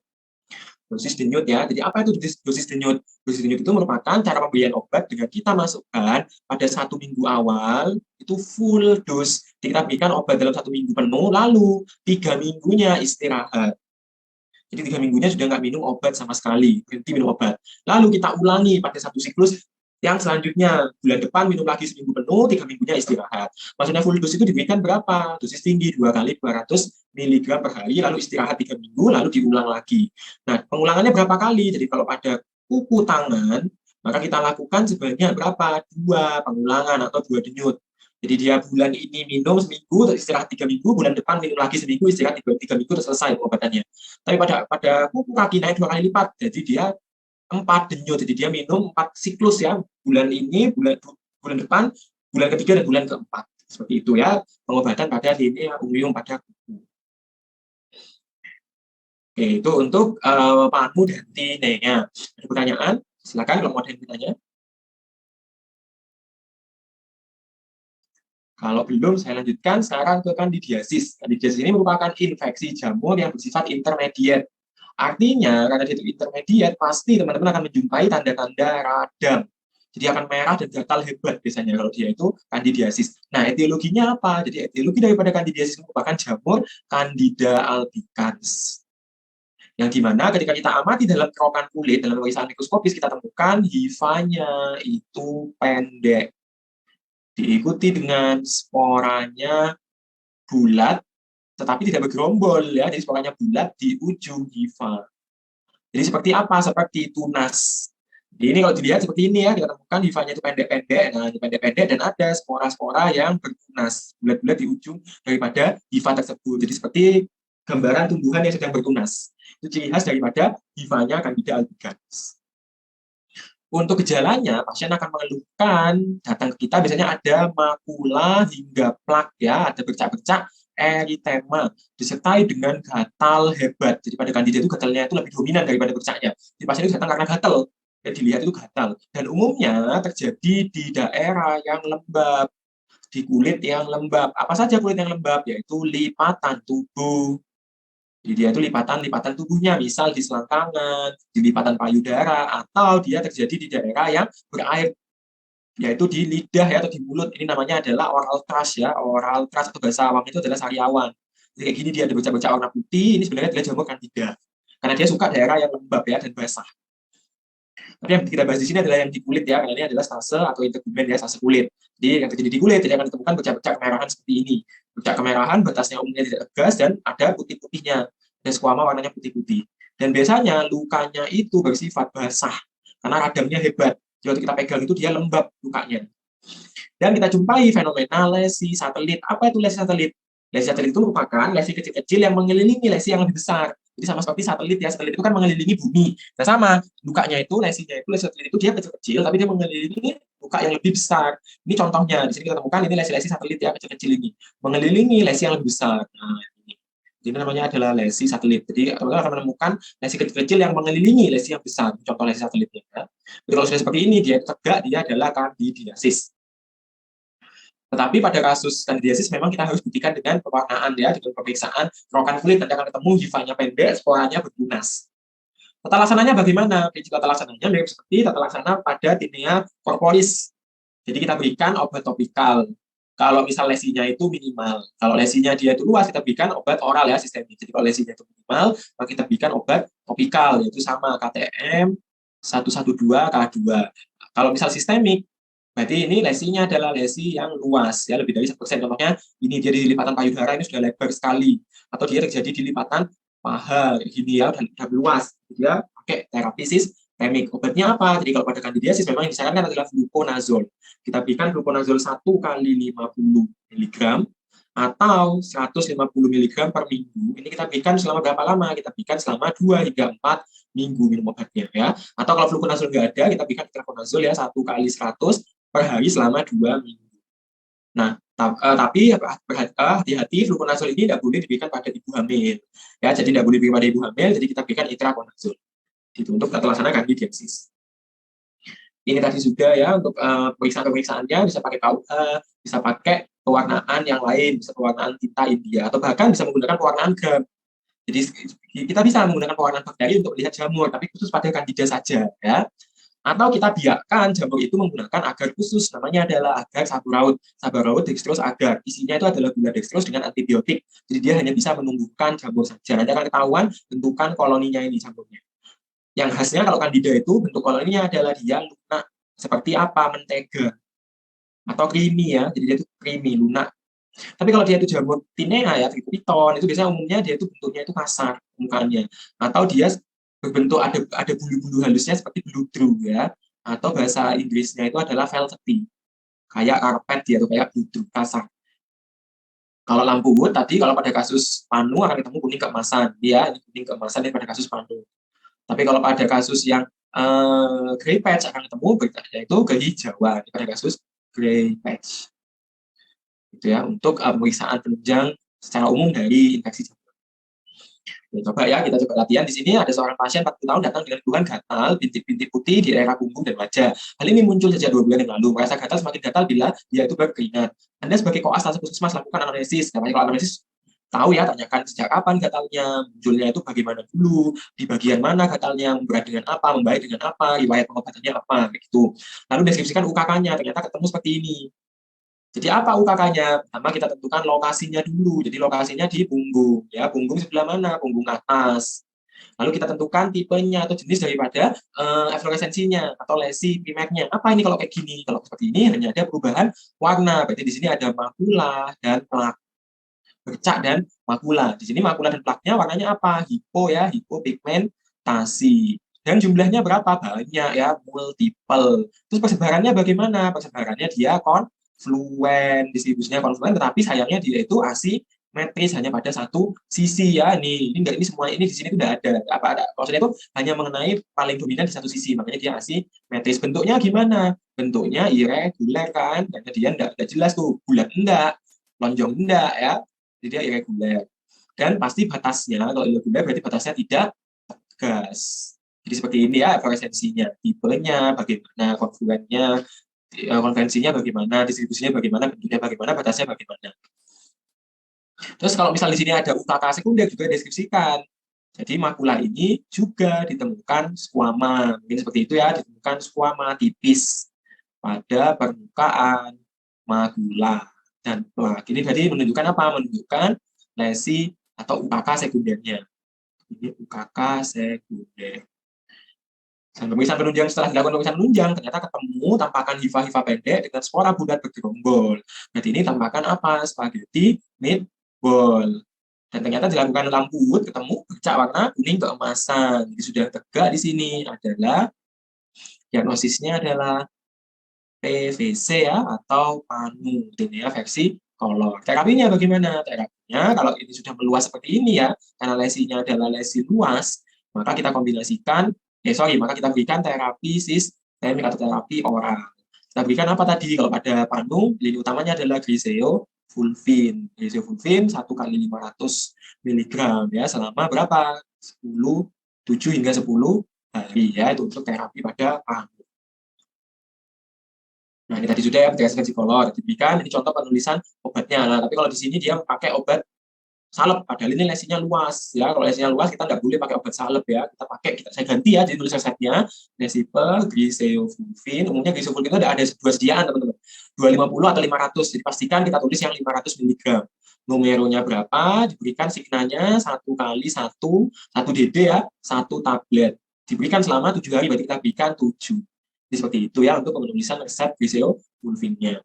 CTM ini untuk apa? Untuk anti gatalnya. Jadi boleh kita resepkan CTM atau loratadin. Bolehlah loratadin aja ya, karena tidak bikin ngantuk. Loratadin 10 mg.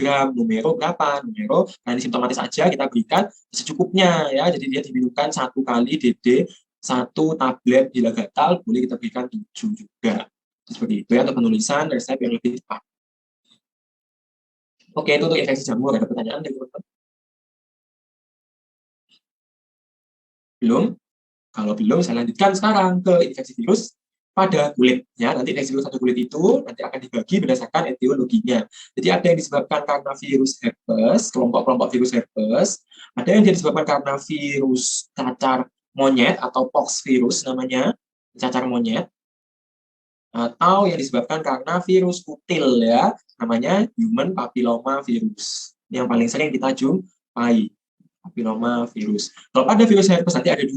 Ada yang dia itu herpes simplex, jadi herpes yang dia itu terjadi pada kulit dan itu simple ya, hanya terjadi 1 kali umumnya. Tapi ada juga yang dia itu ke seluruh tubuh, namanya cacar air atau varicella ya, cacar air.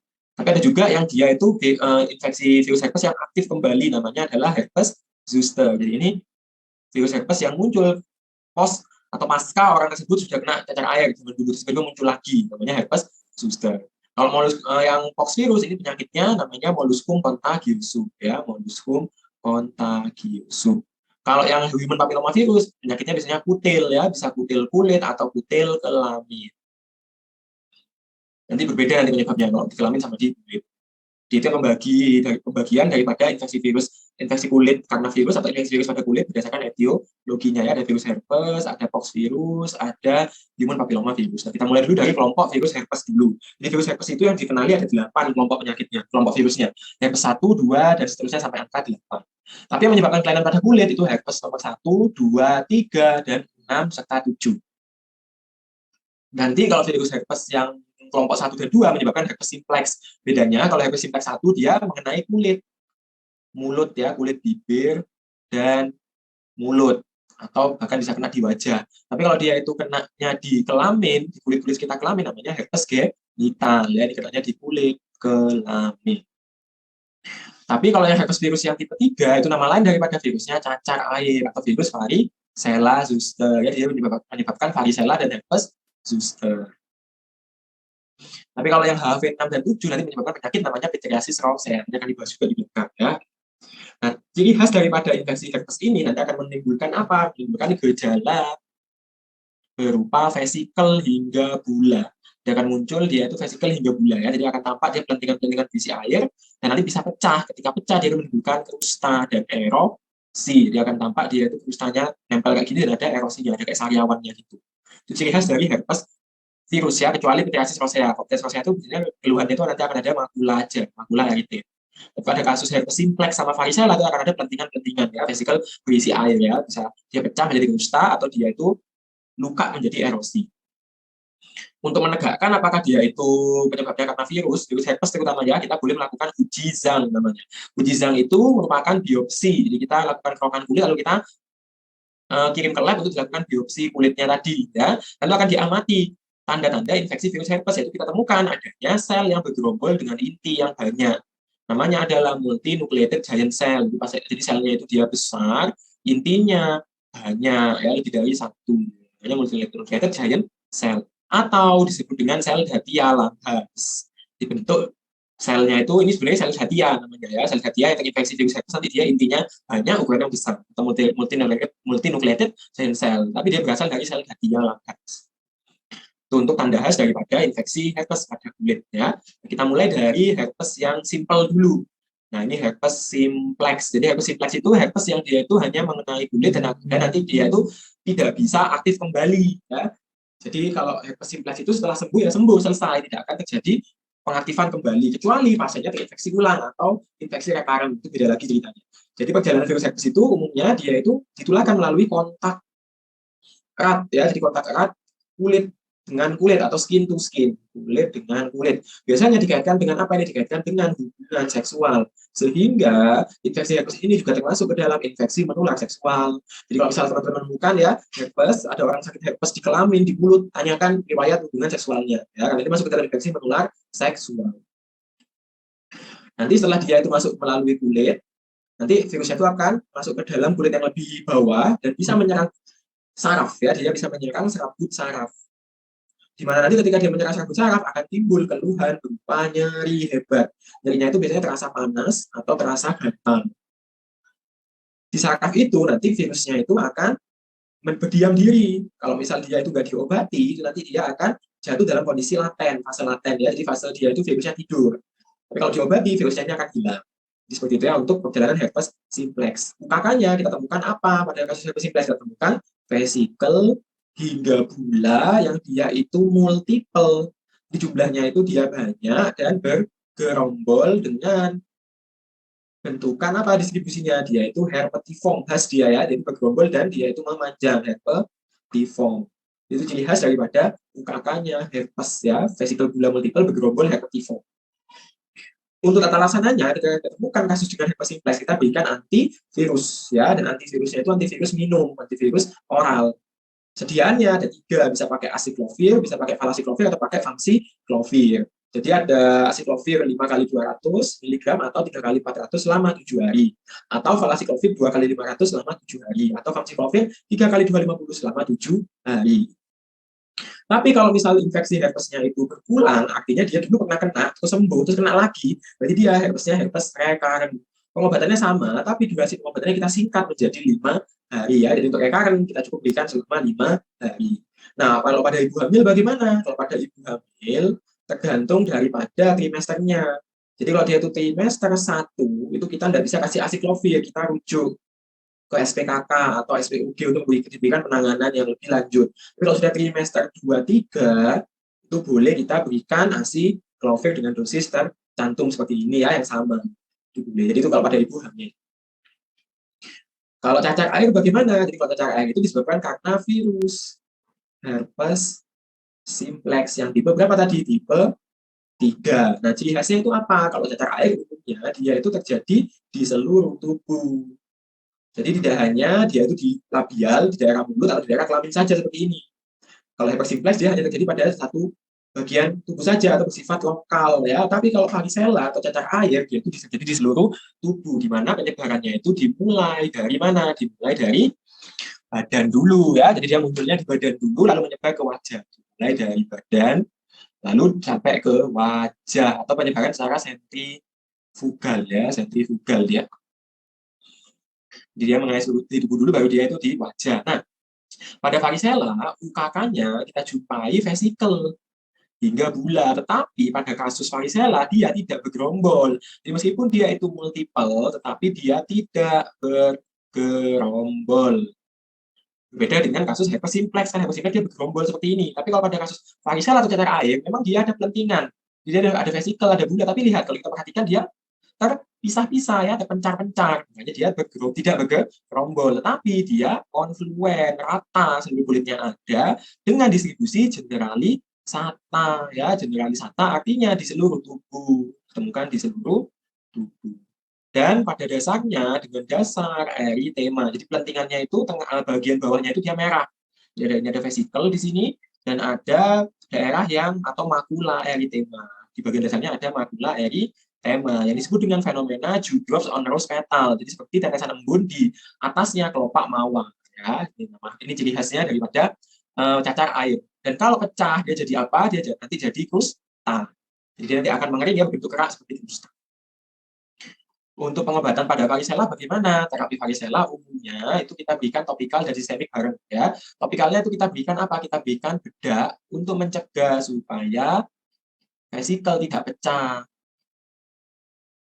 Bedaknya bedak apa? Bedak yang bersifat mendinginkan karena virus herpes itu dia menyerang saraf kan tadi, dia bisa membuat sensasi panas, lesinya itu panas, darinya itu kayak panas terbakar gitu. Makanya kita berikan bedak yang memiliki sensasi mendinginkan atau ada cooling effect-nya. Contohnya apa? Kita berikan bedak mentol 2% ya. Bedaknya itu biasanya dingin kalau misalnya sentuh sama kulit mentol karena mengandung mentol. Tapi kalau misal dia itu sudah pecah gimana? Kalau misal dia itu vesikelnya pecah, maka jangan diberikan bedak, tapi kita berikan antibiotik salep ya untuk mencegah infeksi. Karena ketika dia sudah pecah kan kulitnya erosi itu, kulitnya kan dia itu akan terjadi tidak intak lagi, jadi bakteri bisa masuk. Maka kita berikan antibiotik salep pada kasus ketika vesikelnya pecah. Dan jangan lupa terapi antivirusnya ya pada cacar air karena ini satu golongan dengan herpes simplex, maka kita berikan antivirus untuk kasus cacar air yaitu dari golongan aciclovir dengan dosis kalau anak-anak itu dia 4 kali 10 sampai 20 mg per kilogram berat badan, tapi kalau dewasa kita berikan full dose 5 kali 800 atau valaciclovir 3 kali 1000 ya. Itu tata laksana varicella. Dan jangan lupa terapi suportif. Biasanya anaknya itu rewel, kesakitan dan demam. Karena kesakitan dan demam kita berikan NSAID. Contohnya paracetamol. Tapi hati-hati pada kasus varicella jangan diberikan NSAID golongan aspirin. Ini tidak boleh. Kenapa? Karena bisa menyebabkan sindroma Reye namanya. Di efek daripada antibodi akibat virus yang bereaksi dengan aspirin menyebabkan rusaknya hepar dan bengkaknya otak. Jadi ada fulminant hepatitis dan cerebral edem. Jadi nggak boleh pakai aspirin ya. Jadi kita pakai paracetamol saja untuk anti nyeri dan anti demamnya. Bentuk yang ketiga adalah herpes zoster. Jadi herpes zoster itu merupakan reaktivasi atau pengaktifan kembali virus cacar air yang dulu pernah menyerang pasien. Pengaktifan kembali ya virus varicella. Kenapa kok bisa aktif? Karena virus varicella tadi dia bisa tinggal di dalam saraf. Jadi ke dalam fase laten seperti ini tadi ya, dalam fase laten. Nah, kalau dia itu ada faktor resiko, misal imunnya lagi turun, itu bisa terjadi pengaktifan kembali atau reaktivasi karena etiologinya biasanya karena gangguan imun. Misal pasiennya itu sudah usia tua, lansia, imunnya sudah mulai berkurang jumlah dan fungsinya, atau orang tersebut terkena diabetes mellitus atau terkena HIV, itu bisa muncul namanya herpes zoster atau bahasa awamnya adalah cacar api atau cacar naga. Kenapa? Karena ternyata virus tadi kan dia mendiami saraf. Karena dia mendiami saraf, saraf itu memiliki area apa? Jalanan atau distribusinya. Jadi ketika dia itu aktif kembali, lesinya itu akan menyerang daerah penjalaran saraf tersebut atau yang disebut dengan lesi yang bersifat dermatomal ya. Jadi karena dia mendiami serabut saraf, sarafnya itu panjang dan memiliki area persarafannya atau inervasinya. Makanya lesinya akan muncul sesuai dengan area sarafnya itu tadi atau inervasi saraf tadi. Yang disebut dengan lesi dermatomal ya. Atau kalau orang awam itu bilangnya itu kayak cacar ular, makanya dinamakan cacar naga karena dia itu kayak ekornya naga atau ular yang panjang kayak gini. Umumnya dia terkena di badan ya, di dada, di punggung, di perut. Tapi tidak menutup kemungkinan bisa kena di daerah wajah seperti ini. Dia kenanya di nervus nomor 7 ini. Kalau kena di nervus nomor 7, dia kenanya di daerah wajah, dahi, dan mata. Yang disebut dengan herpes zoster ophthalmicus. Jadi dia kenanya di nervus 7, saraf nomor 7 itu. Facialis maksudnya, nervus cranial nomor 7. Atau dia kenanya di nervus nomor 5, jadi dia itu kenanya di sebagian wajah, misalnya di hidung atau enggak di mulut. Namanya Hutchinson ya, nervus Hutchinson. Diakibatkan karena dia kenanya di nervus 5. Untuk UKK-nya pada kasus herpes sudah kita temukan vesikel hingga bula yang dia itu bergerombol dan herpetiform. Jadi memang seperti herpes simplex dia tampakannya. Dan penyebarannya secara dermatomal, ya, itu khasnya. Khasnya pada herpes zoster. Jadi ada lesi vesikel bula bergerombol herpetiform dengan persebaran secara dermatomal. Dan di dasarnya ditemukan makula eritema. Didasari oleh makula eritema. Jadi di bawahnya itu dia merah. Itu untuk tanda daripada herpes zoster. Tata laksananya bagaimana? Mirip seperti varicella ya, mirip seperti varicella. Kita berikan antivirus, kita berikan bedak untuk mencegah pecah. Kalau sudah pecah kita berikan salep antibiotik. Untuk antivirusnya juga sama, kita berikan acyclovir 5 kali 800 atau valciclovir 3 kali 1 gram. Untuk famsi tidak disarankan ya, tapi kalau misal pepet boleh dosisnya 3 kali 250. Kalau kena di daerah mata tadi, di daerah nervus 7 seperti ini, bagaimana penata laksanaannya? Kita obati ya, kita obati juga acyclovirnya, tapi kita rujuk ke spesialis mata untuk menangani kerusakan yang bisa terjadi pada mata. Terutama kasus-kasus keratitis ya, keratitis viral bisa muncul, makanya kita rujuk ke spesialis mata. Nah, ada satu komplikasi daripada herpes zoster yang disebut dengan neuralgia herpetika atau neuralgia post herpes atau neuralgia pasca herpes. Ini apa? Jadi neuralgia pasca herpes ini merupakan kerusakan saraf yang ditimbulkan akibat infeksi herpes ya, akibat virus varicella tadi, virus varicella. Jadi ini biasanya muncul setelah herpes zosternya sudah sembuh. Pasien akan mengeluhkan apa? Mengeluhkan nyeri. Nyerinya itu terasa seperti panas, tertusuk atau tersetrum dan nyerinya itu nyeri hebat ya, hiperalgesia. Tapi waktu kita amati tidak ada keluhan, tidak ada kelainan pada kulitnya. Tapi waktu ditanya, dia ada riwayat herpes zoster. Berarti ini menunjukkan adanya kerusakan saraf yang sudah terjadi akibat virus tadi sehingga menimbulkan neuralgia ya, nyeri pada sarafnya. Nah, tata laksananya adalah kita berikan anti nyeri. Di sini anti nyeri yang diberikan adalah anti nyeri yang kuat yang dapat menekan saraf, yaitu anti nyeri yang berasal dari anti kejang. Jadi obat-obatan yang bersifat anti kejang tapi pada dosis yang rendah, dia dapat menurunkan rasa nyeri. Contoh obatnya adalah gabapentin ya, diberikan berapa gabapentin? 1 kali 300 mg yang dikombinasikan dengan pregabalin 2 kali 75 mg. Selama berapa? Diberikan selama 2 minggu dulu ya. 2 minggu. Jadi itu untuk tata laksana neuralgia post herpes pada pasien setelah herpes zoster tapi masih mengeluhkan dia itu sakit kulitnya ya karena terjadi kerusakan saraf di situ. Coba ya di skenario kasus ada pria datang dengan keluhan pelenting-pelenting. Kita bisa pikirkan dia itu vesikel. Dirasakan sejak 2 hari, mengeluh juga ada demam tinggi. Dan nyeri pada kedua mata. Sebelumnya pasien pernah mengalami hal serupa. Jadi setelah kita lihat ternyata seperti ini ya bentuknya. Berarti ini UKK-nya gimana? Ya sama ya, ditemukan adanya vesikel hingga bula yang dia itu multiple, bergerombol, dan dia herpetiform ya, herpetiform dengan distribusi dermatoma.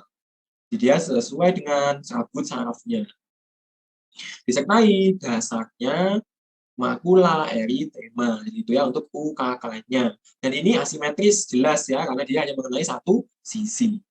Kalau sudah seperti ini, bagaimana tata laksananya? Yaitu kita coba lakukan ZAM test. Ya, lakukan ZAM test. Nanti akan ketemu multinucleated giant cell. Kalau kita lakukan ZAM test, nanti akan ketemu multinucleated giant cell. Itu tanda dia terinfeksi virus herpes ya.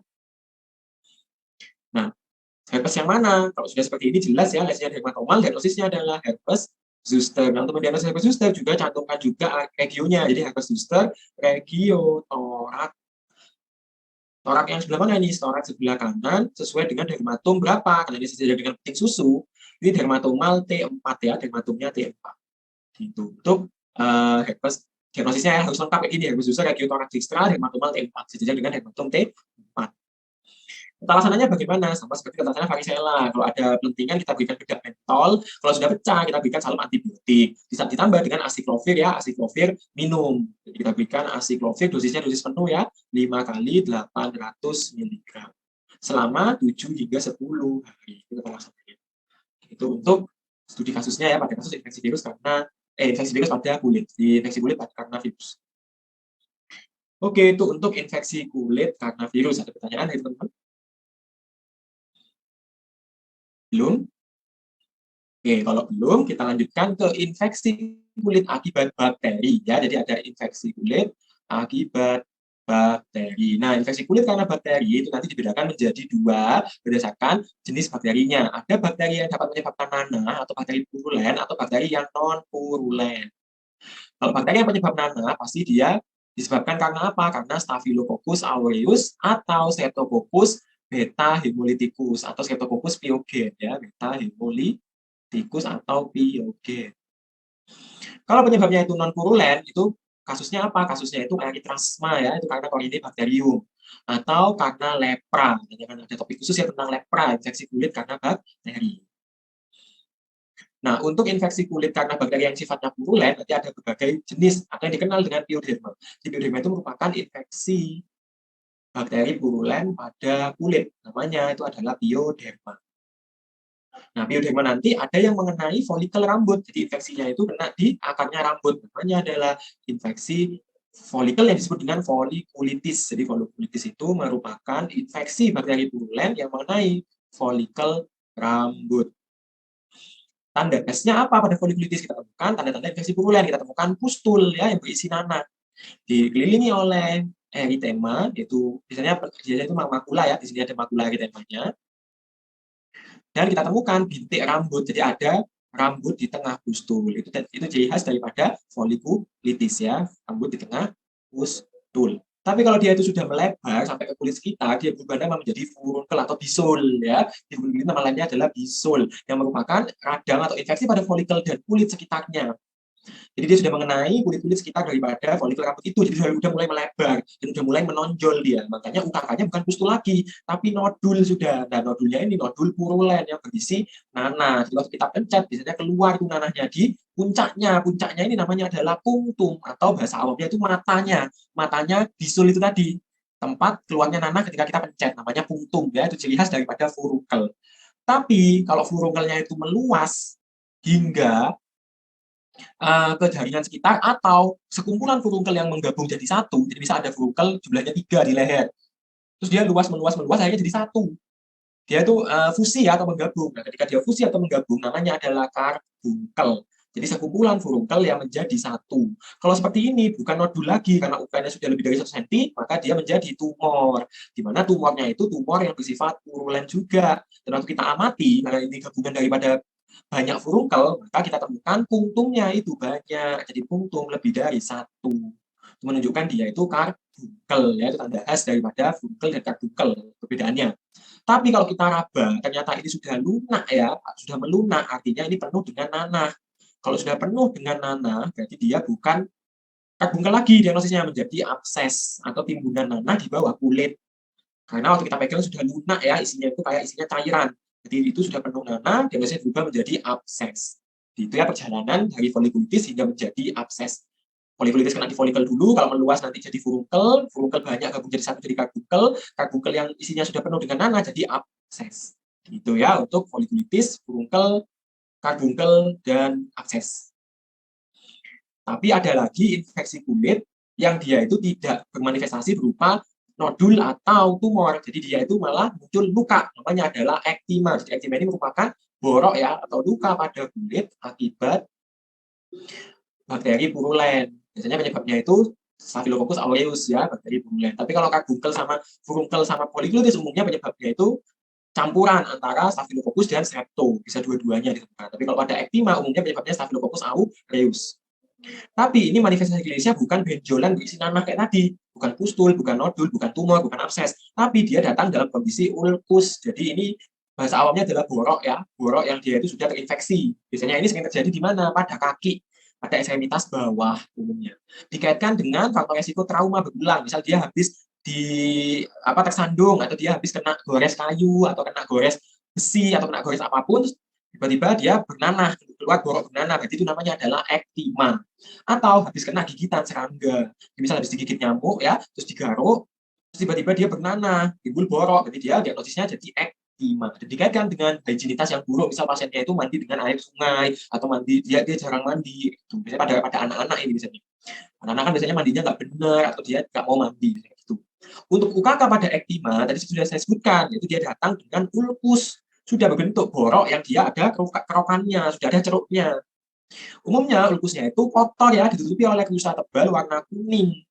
Namanya adalah ulkus madidans. Jadi ini ulkusnya itu ulkus yang kotor. Jadi waktu kita amati itu dia penuh dengan tanah yang mengering ya, krusta yang kotor.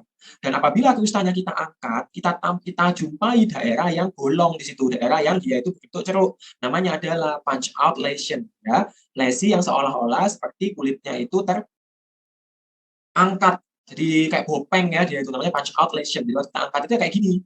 Jadi dia ada cekungan, luka ya, cekungan pada lukanya. Namanya punch out lesion. Itu ciri khas pada ektima. Ada lagi namanya impetigo. Kalau impetigo itu merupakan infeksi kulit, tetapi sifatnya itu superficial. Artinya kita tidak akan menjumpai adanya borok atau ulkus. Dia hanya lesi di permukaan saja. Nah, impetigo ini umumnya dibagi menjadi dua berdasarkan bentukan UKK-nya. Ada impetigo crustosa, ada impetigo bullosa. Bedanya apa? Kalau impetigo crustosa, dia datang-datang sudah penuh dengan krusta wajahnya atau kulitnya ya. Jadi dia datang-datang sudah tebal krustanya. Kita tidak akan menemukan lesi primernya, kita nggak akan menemukan vesikelnya, kita nggak akan menemukan bulanya. Tapi yang kita jumpai adalah keraknya atau krustanya. Dan khasnya, karena dia itu berasal dari bakteri purulen, krustanya akan berwarna kuning keemasan atau seperti warna madu. Itu khasnya ya, Impetigo crustosa. Kita temukan krusta warna kuning keemasan atau seperti warna madu. Dan biasanya Impetigo crustosa ini dia menyerang anak-anak di bawah 5 tahun. Ya, dia menyerang anak di bawah 5 tahun. Umumnya terjadi di daerah apa? Wajah sekitar hidung. Karena penyebab daripada impetigo crustosa ini Streptococcus pyogen yang ditemukan pada saluran pernafasan, jadi bisa infeksi, dia bisa keluar. Misal anaknya itu dia lagi batuk pilek, ingusnya kemana-mana, dibiarkan nanti bisa jadi impetigo crustosa. Gitu ya, itu untuk impetigo crustosa. Bentuk yang lainnya adalah impetigo bullosa. Di mana impetigo bullosa ini sesuai dengan namanya, ini datang-datang kita masih bisa melihat lesi primernya, yaitu timbul bula hipopion, ditimbul pelentingan-pelentingan besar-besar, isinya tapi nanah, namanya bula hipopion. Dan kalau dia itu pecah, dia bisa timbul krusta, jadi bisa ada krustanya juga. Tapi kita masih ketemu bulanya. Tapi kalau impetigo crustosa benar-benar kita nggak ketemu bulanya. Kadang-kadang sudah krusta dia. Berarti dia impetigo crustosa. Kalau dia datang waktu itu ada bulanya masih, berarti dia impetigo bullosa. Dan impetigo bullosa ini sering menyerang anak-anak yang usianya kurang dari 1 tahun, berarti pada bayi biasanya. Dan kalau kita mau menentukan apakah dia itu bula atau bukan, kita lakukan Nikolsky sign. Kita tekan bulanya. Kalau bulanya itu melebar, jadi misal awalnya bulanya itu kecil ya kayak gini. Terus tiba-tiba kita tekan pakai ujung jari. Terus dia tiba-tiba setelah kita tekan melebar. Nah, ketika dia melebar, maka disebut dengan tanda Nikolsky-nya positif. Di Nikolsky-nya positif artinya bulanya itu bula kendor dan dia bisa melebar ketika kita tekan. Penyebab daripada impetigo bullosa adalah paling banyak Staphylococcus aureus, sehingga lokasinya ini bukan di sekitar hidung, karena Staphylococcus aureus itu merupakan flora normalnya kulit. Jadi dia itu ditemukan pada kulit badan biasanya ya, kulit badan bisa di dada, bisa di perut. Itu khasnya pada impetigo bullosa, yang membedakan dia dengan impetigo crustosa. Jadi seperti itu ya, kalau ketemu dia itu borok bernanah berarti ektima. Kalau ketemu dia itu krusta saja di wajah pada anak-anak berarti impetigo crustosa. Tapi kalau ketemu dia itu di rambut ya, di tempat-tempat yang berambut, atau ketemu bisul, atau ketemu bisulnya udah besar ya, bernanah banyak, berarti dia antara folikulitis, burungkel, dan karbunkel. Jadi simpelnya seperti itu, untuk membedakan antara berbagai jenis infeksi piodermal. Tapi kalau misalnya infeksinya itu sudah menyerang lapisan yang lebih dalam, jadi ini infeksinya sudah menjangkiti jaringan atau lapisan yang lebih dalam, yaitu lapisan dermis, bahkan hingga ke lapisan subkutan ya, bisa sampai ke lemak dan bulu darah bawah kulit. Ini ada 3 penyakit, erysipelas, cellulitis, dan phlegmon. Ini infeksinya sudah sangat berat, ini berarti bakterinya sudah masuk ke dalam lapisan yang lebih dalam, atau bahkan sudah masuk ke dalam lapisan bawah kulit atau lapisan subkutan. Bedanya apa antara erysipelas, cellulitis, dan flekmon? Ketiga-tiganya sama bentukannya, yaitu kita temukan bengkak ya, ditemukan adanya edema kulit diikuti dengan eritema. Makula, ini bukan makula lagi, plak ini sudah ya, plak eritema yang dia itu difus ya, menyebar sudah. Ini menunjukkan bahwa bakterinya sudah berada di bawah, di dalam itu. Jadi nggak kelihatan sudah nanahnya. Karena infeksinya sudah di dalam. Mungkin nanahnya ada di dalam mungkin ya. Nah, bedanya apa? Erysipelas, cellulitis dengan flekmon bedanya nanti di kedalaman. Jadi kalau erysipelas dia itu di lapisan dermis tapi masih berdekatan dengan epidermis. Sehingga masih kita temukan lesinya itu batasnya masih tegas. Karena dia juga menyerang epidermisnya juga, jadi dia batasnya tegas. Ini contohnya ya, ini batasnya tegas. Kalau batasnya tegas, kemerahan dan buka seperti ini, maka ini adalah erysipelas. Tapi kalau sudah dia itu batasnya tidak tegas, contohnya ini, kita nggak bisa tahu nih, kulit mana yang sehat, kulit mana yang sudah terinfeksi, sudah merah semuanya. Berarti ini batasnya sudah tidak tegas. Kalau batasnya sudah tidak tegas, maka dia diagnosisnya berubah menjadi selulitis. Ya, batasnya tidak tegas, artinya sudah menyerang lapisan yang lebih dalam lagi, yaitu lapisan dermis dan subkutan. Ini lebih parah ya, lebih parah daripada erysipelas. Tapi kalau kita temukan dia itu batasnya tidak tegas dan disertai dengan tanda-tanda supurasi atau tanda-tanda penanahan pada permukaan kulit, bisa ditemukan adanya pustul, ditemukan adanya bula hipopion, atau ditemukan adanya abses, maka diagnosisnya berubah menjadi flekmon. Flekmon itu abses bawah kulit ya, namanya adalah flekmon, sehingga dia akan timbul penanahan sampai di permukaan kulitnya ini. Ini bentuk yang lebih parah juga nih. Ini yang merupakan selulitis dengan supurasi tadi, dan bahkan ditemukan abses juga pada kasus flekmon. Ada lagi infeksi kulit yang terjadi pada ketiak ya. Jadi infeksi bakteri purulen tapi dia terjadi pada ketiak. Ini bukan menyerang kulit tetapi menyerang kelenjar ketiak. Namanya apa? Namanya adalah Hydradenitis suppurativa. Jadi ini merupakan infeksi bakteri purulen pada ketiak ya. Nah, terutama dia menyerang apa tadi? Kelenjar keringat ya. Kelenjar ketiak itu kelenjar keringat. Sehingga nanti gejalanya akan ditemukan adanya nodul kayak ada bisul tapi di lipatan ketiak atau di lipatan aksila. Dan umumnya bisa muncul berkali-kali, dia jumlahnya bisa lebih dari satu. Berulang ya, sering berulang dia. Dikaitkan dengan apa? Kebiasaan mencukur bulu ketiak. Jadi kalau dia mencukur bulu ketiak, terus pisaunya itu enggak steril atau kotor tangannya, itu bisa terinfeksi kelenjar ketiaknya dari luka akibat pencukuran tadi, atau dia memakai deodoran yang nggak cocok jadi alergi, digaruk sama dia, tangannya kotor, akibatnya dia muncul hidradenitis suppurativa. Jadi nanti akan ditemukan benjolan pada ketiak dan sakit, bahkan pasien itu nggak bisa mengempitkan ketiaknya ini, tangannya nggak bisa turun karena saking sakitnya. Dan dia bisa berkembang menjadi abses. Ketika abses itu pecah, dia akan meninggalkan ya rongga-rongga kosong. Dia akan meninggalkan rongga kosong bekas abses yang pecah tadi yang disebut dengan apa? Fistula. Jadi kalau sudah dia muncul kayak gini, ini ada benjolan, terus di sini tuh ada kayak rongganya, namanya adalah fistula. Ya, itu bentuk, artinya ini sudah berulang ini hidradenitis suppurativanya. Tata laksananya bagaimana? Kalau sudah pada kasus hidradenitis suppurativa, biasanya kecampur sama bakteri non purulen juga. Makanya kita berikan antibiotiknya dua. Di antibiotiknya itu antibiotik oral ya, kita berikan antibiotik minum dari golongan penisilin biasanya yang dapat membunuh bakteri purulen. Contohnya apa? Contohnya adalah amox ya, kita berikan amoxilin 3 kali 500. Atau kita berikan cefadroxil 4 kali 250. Boleh ya, cefadroxil 4 kali 250 atau 3 kali 500. Ditambah dengan antibiotik yang bisa membunuh bakteri non-purulen. Jadi golongan aminoglikosida contohnya. Contohnya apa? Clindamycin. Jadi kita boleh berikan clindamycin 2 kali 300 mg. Ini untuk apa? Ini untuk bakteri yang non-purulen. Biasanya sudah kecampur dia dengan bakteri yang non-purulen. Dan kita berikan NSAID ya untuk dia mengurangi nyerinya. Dan hindari mencukur bulu ketiak. Jadi nggak usah dicukur ya, nggak usah dicabut, nggak usah dicukur, dipotong aja. Jadi jangan dicukur sampai ke akar-akarnya, dipotong aja pakai gunting. Biasanya gitu yang bisa saya sarankan ke pasien. Diagnosis bandingnya adalah scleroderma, infeksi kuman TB kalau ini. Jadi dia itu infeksi Mycobacterium TB pada kelenjar getah bening yang gambarannya itu mirip seperti hidradenitis. Terutama kelenjar getah bening aksila ya, dia bisa muncul adanya benjolan pada aksila. Bedanya apa? Bedanya itu kalau hidradenitis suppurativa itu sakit benjolannya, nyeri dan panas, pasiennya bisa demam. Tapi pada kasus scleroderma umumnya dia itu tidak ada demam, tidak nyeri. Jadi kalau tidak demam, tidak nyeri, ada luka kayak gini, bagaimana kita bisa curiga dia scleroderma. Bisa kita cekkan untuk kuman TB-nya. Jadi itu ya untuk hidradenitis suppurativa dan scleroderma. Tapi untuk tata laksana pioderma secara umum, kita pikirkan tata laksana topikal atau sistemik, tergantung apa. Jadi ada dua jenis ya tata laksananya, tata laksana topikal atau tata laksana sistemik atau tata laksana oral. Tapi prinsipnya dua-duanya ini diberikan antibiotik. Jadi pada kasus Pyoderma kita berikan antibiotik karena penyebabnya bakteri. Antibiotik yang dapat atau yang peka terhadap bakteri-bakteri purulen. Biasanya golongan-golongan penisilin ya, amoxicillin, ampicillin, atau golongan-golongan cephalosporin, ceftriaxone gitu. Tapi kita pertimbangkan kapan kita pakai topikal, kapan kita pakai sistemik apabila ditemukan demam. Jadi kalau misal dia datang udah badannya demam, tapi infeksinya di kulit saja, berarti dia kita berikan antibiotik sistemik juga. Di kapan diberikan sistemik bila pasiennya demam atau sudah terjadi tanda-tanda sistemik ya. Tapi kalau pasiennya tidak demam, maka cukup diberikan topikal saja. Nah, apa pilihannya? Pilihannya adalah ada singkatannya yaitu Munaneba.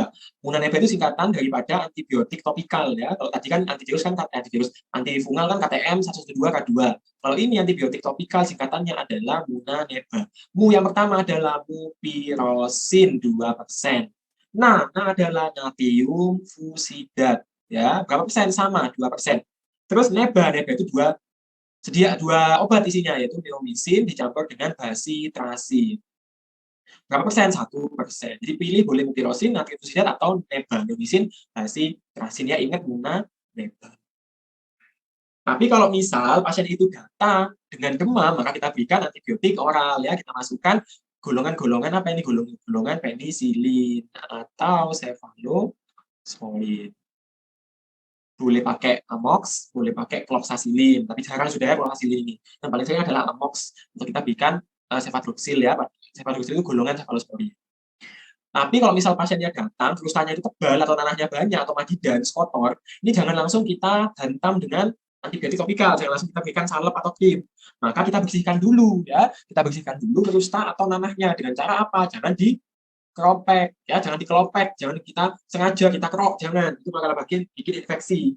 Jadi kita lakukan kompres. Nah, kompresnya ini dengan menggunakan kompres terbuka atau kompres tertutup. Jadi prinsipnya kompres itu kita basahi lukanya supaya krustanya itu nanti akan rontok sendiri. Bisa pakai kompres terbuka atau kompres tertutup. Bedanya apa? Kalau kompres terbuka itu kita rendam lukanya di larutan kompres, namanya larutan antiseptik. Contohnya adalah PK, permanganan sekaligus. Ya, warnanya itu nanti ungu warna larutannya. Ini bentuknya bubuk dengan dosis 1:5000. Jadi satu liter air ini butuh 5.000 mg bubuk PK atau 5 gram bubuk PK. Jadi dalam 1 liter air di bak itu dimasukkan larutan 5 gram PK. Nanti setelah itu lukanya direndam selama 15 menit lalu diangkat. Sudah selesai, itu untuk kompres terbuka. Tapi kalau kompres tertutup ini dengan menggunakan kasa atau dengan menggunakan media dressingnya. Jadi misal dia itu dipakein Rivanol yang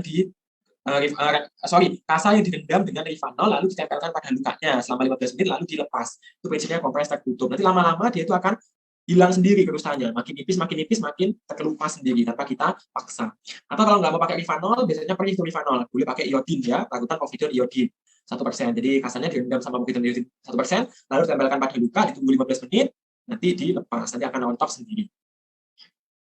Yang berikutnya ini eritrasma. Eritrasma itu merupakan infeksi bakteri pada kulit yang disebabkan karena bakteri non-purulen, yaitu penyebabnya, ini Bacterium minutissimum.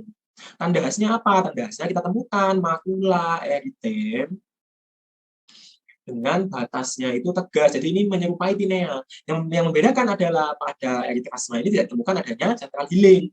Jadi pada eritrasma ini ditemukan makulanya itu dia konfluen. Benar-benar dia itu rata dan umumnya dia itu mengenai lipatan tubuh khasnya. Jadi kalau tinea kan bisa di mana-mana, tapi kalau pada eritrasma itu khas pada lipatan tubuh ya, sering pada lipatan. Etiologinya kok ini Bacterium minutissimum. Nah, untuk bisa lebih jelas lagi menegakkan apakah itu eritrasma, kita boleh periksa dengan lampu wood. Nanti pada lampu wood akan kelihatan pendarahan berwarna merah terang seperti ini ya. Ini namanya adalah coral red atau merah bata. Dan untuk penata laksanaannya, karena dia eritrasma, maka kita berikan eri juga, yaitu eritromycin 4x250 selama seminggu.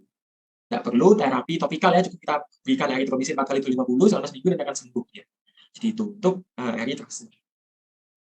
Berikutnya adalah lepra. Jadi lepra ini merupakan infeksi kulit oleh bakteri.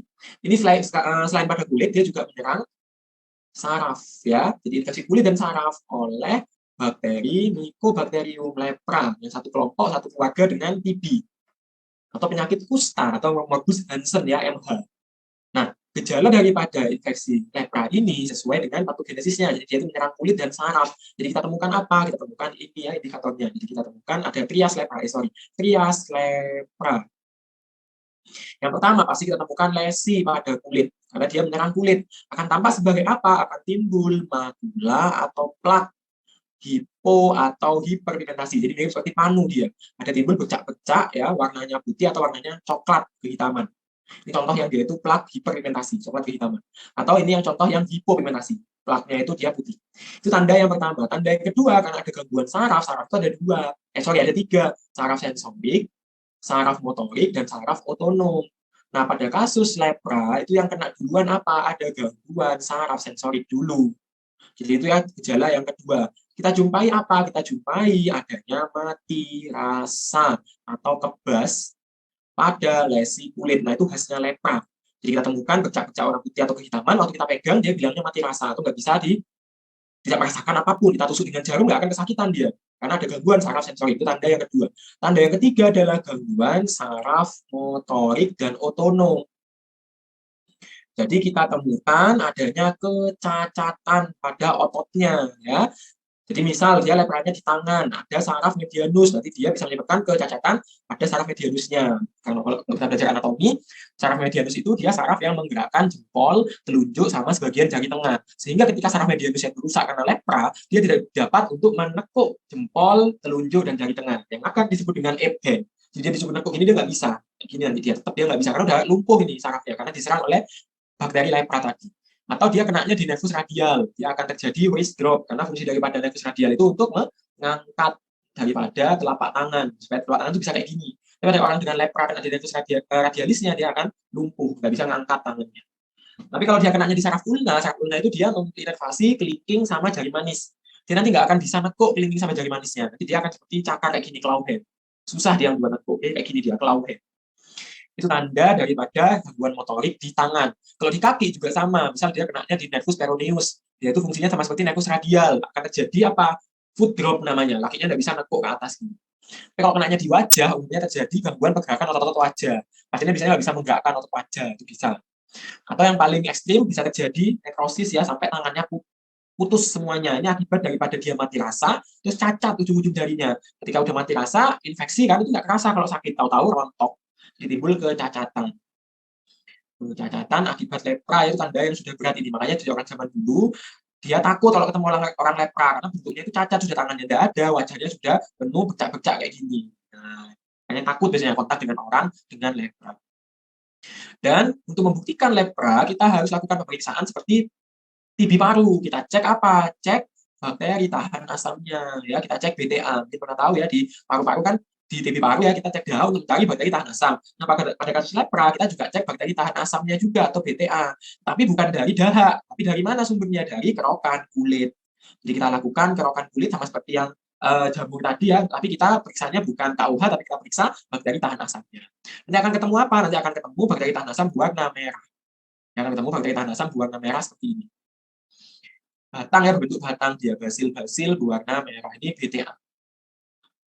Nanti pembagian lepra dibagi dua oleh WHO berdasarkan apa? Berdasarkan tingkat keparahannya. Jadi kalau misal lepranya itu lesi kulitnya jumlahnya kurang dari 5, atau kerusakan sarafnya itu masih 1 dan BTA-nya itu masih negatif, maka dia masuk ke dalam lepra tipe Pauci basiler.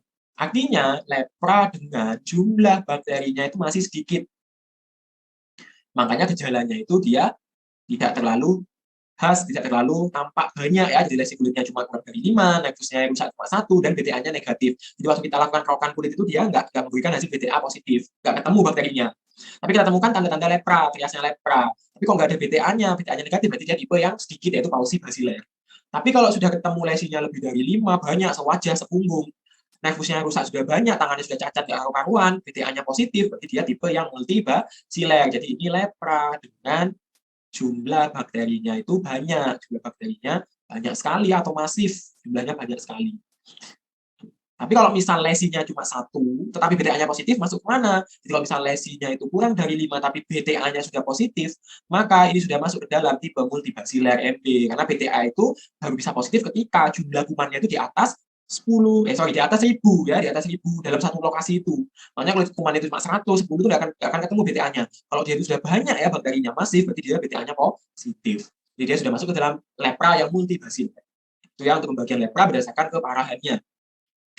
Pengobatannya bagaimana kalau pada lepra? Bergantung daripada tadi pausibasiler atau multibasiler dia ya. Kalau misal dia itu lepranya pausibasiler, maka pengobatannya itu cukup menggunakan 2 jenis obat. Jadi kalau PB itu cukup menggunakan dapson dan rifampicin saja.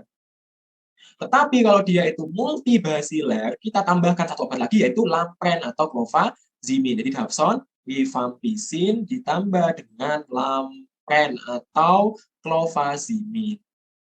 Pengobatannya gimana? Sama seperti tuberkulosis ya, mirip dia. Jadi dia itu ada regimennya sendiri. Prinsipnya gini, prinsip pengobatan lepra itu ada yang diberikan di hari pertama tiap bulan dan hari kedua sampai hari ke-28 1 bulan. Kalau hari pertama itu dosis loading ya, di loading dengan apa? Pada kasus Pauci basiler kita berikan rifampicin. Kita berikan rifampicin di loading 600 mg. Dan loading dapsonnya ya, dapsonnya diberikan berapa? Diberikan 1 kali 100 mg atau 100 mg. Tapi hari berikutnya cukup kita berikan dapson. Jadi dosis harian sama dosis bulanan. Jadi yang di sini adalah dosis bulanan, jadi rifampicin sama dapson. Untuk dosis harian cukup diberikan dapson saja 1 kali 100 mg. Ini dosis harian. Pada kasus Pauci basiler kita berikan selama berapa pengobatannya? Selama 6 bulan. Ya, sama seperti TB kategori 1 ya, cuma 6 bulan.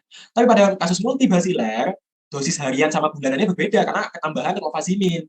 Jadi untuk hari pertama kita berikan rifampicin-nya sama, yaitu 600 mg. Dapsonnya juga sama, kita berikan 100 mg. Clofazimin atau lamprennya berapa? Kita berikan clofazimin atau lamprennya, dia itu 300 ya, 300 mg. Itu untuk dosis bulanannya. Sedangkan untuk dosis hariannya, hari kedua sampai hari ke-28 yang dilanjutkan itu apa? Cukup dapson dan clofaziminnya. Jadi rifampicin itu hanya dosis bulanan saja. Dapsonnya tetap ya, dia itu 100 mg, tapi kalau clofaziminnya 50 mg. Ini dosis harian. Gitu ya, untuk tata laksana pada kasus MB. Diberikan berapa lama? Kalau MB dia diberikan 12 bulan atau 1 tahun. Jadi dia diberikan selama 12 bulan. Itu untuk terapi PB dan MB berdasarkan itunya tadi ya, temuannya tadi dia PB atau MB. Kalau pada anak-anak usia remaja dosisnya kita kurangi setengah. Contohnya kalau kasus PB rifampicin-nya nggak 600 tapi rifampicin-nya 450. Dapsonnya nggak 100 tapi dapsonnya 50. Begitu juga dengan dosis harian yaitu dapsonnya 50. Kalau yang MB pada anak-anak sama rifampicin-nya 450. Kalau clofaziminnya kita kurangi setengah 150, dapsonnya juga 50. Dosis hariannya clofaziminnya 50 tetap, dapsonnya 50. Jadi kita kurangi setengah ya atau half dose kalau pada anak-anak remaja. Itu untuk terapi pada kusta PB dan MB. Tapi kalau misalnya lesinya cuma 1 gimana? Misalnya lesinya cuma 1 tunggal, BTA-nya negatif. Maka jangan diberikan regimen 6 bulan. Kasihan, lesinya 1 cuma dikasih 6 bulan. Kita berikan regimen dosis tunggal, yaitu regimen ROM 641. Singkatan daripada rifampicin ditambah dengan ofloxacin ditambah dengan minocycline. 641 itu menunjukkan dosis, jadi ada 600, 400, dan 100. Jadi rifampicin 600, ofloxacinnya 400, minocycline-nya 100, dan ini dosis tunggal. Ya. Jadi pasiennya cuma diberikan 1 kali saja, karena lesinya cuma 1. Jadi jangan diberikan regimen PB ya, dan diberikan selama 6 bulan. Kasihan dia, lesinya 1 dikasih 6 bulan. Padahal cukup bisa diberikan obat ini saja sudah sembuh. Nah, pada lepra dikatakan dia itu putus obat apabila kusta PB tidak minum obat selama 3 bulan. Kalau TB paru kan dia 1 bulan sudah dikatakan putus berobat, tapi kalau lepra ditunggu sampai 3 bulan. Kalau MB ditunggu sampai 6 bulan. Dikatakan kambuh apabila, jadi kalau kriteria sembuhnya lepra itu, dia itu ini ya kriteria sembuhnya itu dia bukan dari pemeriksaan BTA-nya negatif, tapi diselesaikan tuh pengobatannya. Kalau pengobatan sudah selesai, sudah dinyatakan dia sembuh, meskipun BTA-nya nggak diperiksa. Jadi seperti itu kalau pada lepra bedanya dengan TB. Dikatakan kambuh apabila setelah dia sudah selesai ya, sudah selesai pengobatan, tapi muncul lesi baru di tempat yang berbeda, artinya dia kambuhan. Namanya adalah lepra relapse. Yang ini adalah reaksi yang bisa timbul ketika pengobatan kusta ya, atau pengobatan lepra. Ada 2 jenis, yaitu reaksi tipe 1 dan reaksi tipe 2. Umumnya reaksi tipe 1 tipe 2 ini muncul karena hipersensitivitas atau karena alergi. Jadi pasiennya itu dia karena alergi obat itu tadi, dia itu bukan karena alergi obat, tapi dia alergi terhadap kuman lepra yang sudah mati. Jadi ketika diminumin obat, kuman lepranya kan mati. Nah, protein kuman lepra yang mati itu menimbulkan reaksi alergi. Namanya adalah reaksi kusta. reaksi tipe 1 atau reaksi tipe 2. Bedanya apa? Bedanya kalau reaksi tipe 1 ini contoh reaksi yang muncul segera setelah pengobatan. Jadi dia habis minum obat lepra tiba-tiba muncul ya, muncul gejala. Nah, itu berarti dia tipe 1. Tapi kalau dia tuh minum obat enak, terus tiba-tiba setelah 6 bulan baru muncul gejala, berarti dia reaksi tipe 2. Dan umumnya reaksi tipe 2 itu terjadi pada pengobatan MB. Karena pengobatan MB kan 1 tahun. Dia tuh kasih obat dulu 6 bulan, kok tiba-tiba muncul gejala. Jadi itu namanya reaksi kusta tipe 2. Gejalanya apa? Kalau reaksi tipe 1 umumnya gejalanya itu berupa peradangan kulit yang lama itu tiba-tiba makin merah, makin bengkak. Jadi mungkin awalnya cuma lesi hipopigmentasi di punggung, tapi setelah minum obat kusta tiba-tiba kok makin merah, makin sakit ya, lukanya itu di punggung. Berarti itu ada reaksi tipe 1 ya. Tapi kalau reaksi tipe 2 muncul lesi baru yang disebut dengan nodus erythema atau ENL, erythema nodosum leprosum. Jadi kondisi di mana dia itu setelah minum obat lepra 6 bulan, pada bulan ke-7 tiba-tiba muncul bentol-bentol seperti ini di lesi yang bukan lesi kusta, muncul di tempat baru ya, muncul di tempat baru dia. Bentol-bentol ini nodul, terus kemerahan dipegang sakit. Berarti ini reaksi kusta tipe 2 atau munculnya ENL ya, erythema nodosum leprosum. Terapinya gimana kalau sudah muncul reaksi kusta ini? Pertama, jangan hentikan pengobatan. Jadi tata laksana itu teruskan pengobatan, jangan hentikan atau teruskan pengobatan. Jadi jangan gara-gara muncul alergi ini di stop obatnya, tidak boleh, tetap teruskan pengobatan.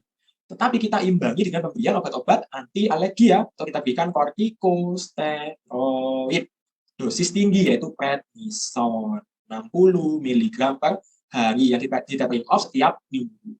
Jadi itu tata laksana pada kasus lepra. Oke, karena waktu sudah menunjukkan pukul 6, maaf sudah kelewatan 4 menit. Saya kembalikan ke kakak moderator ya.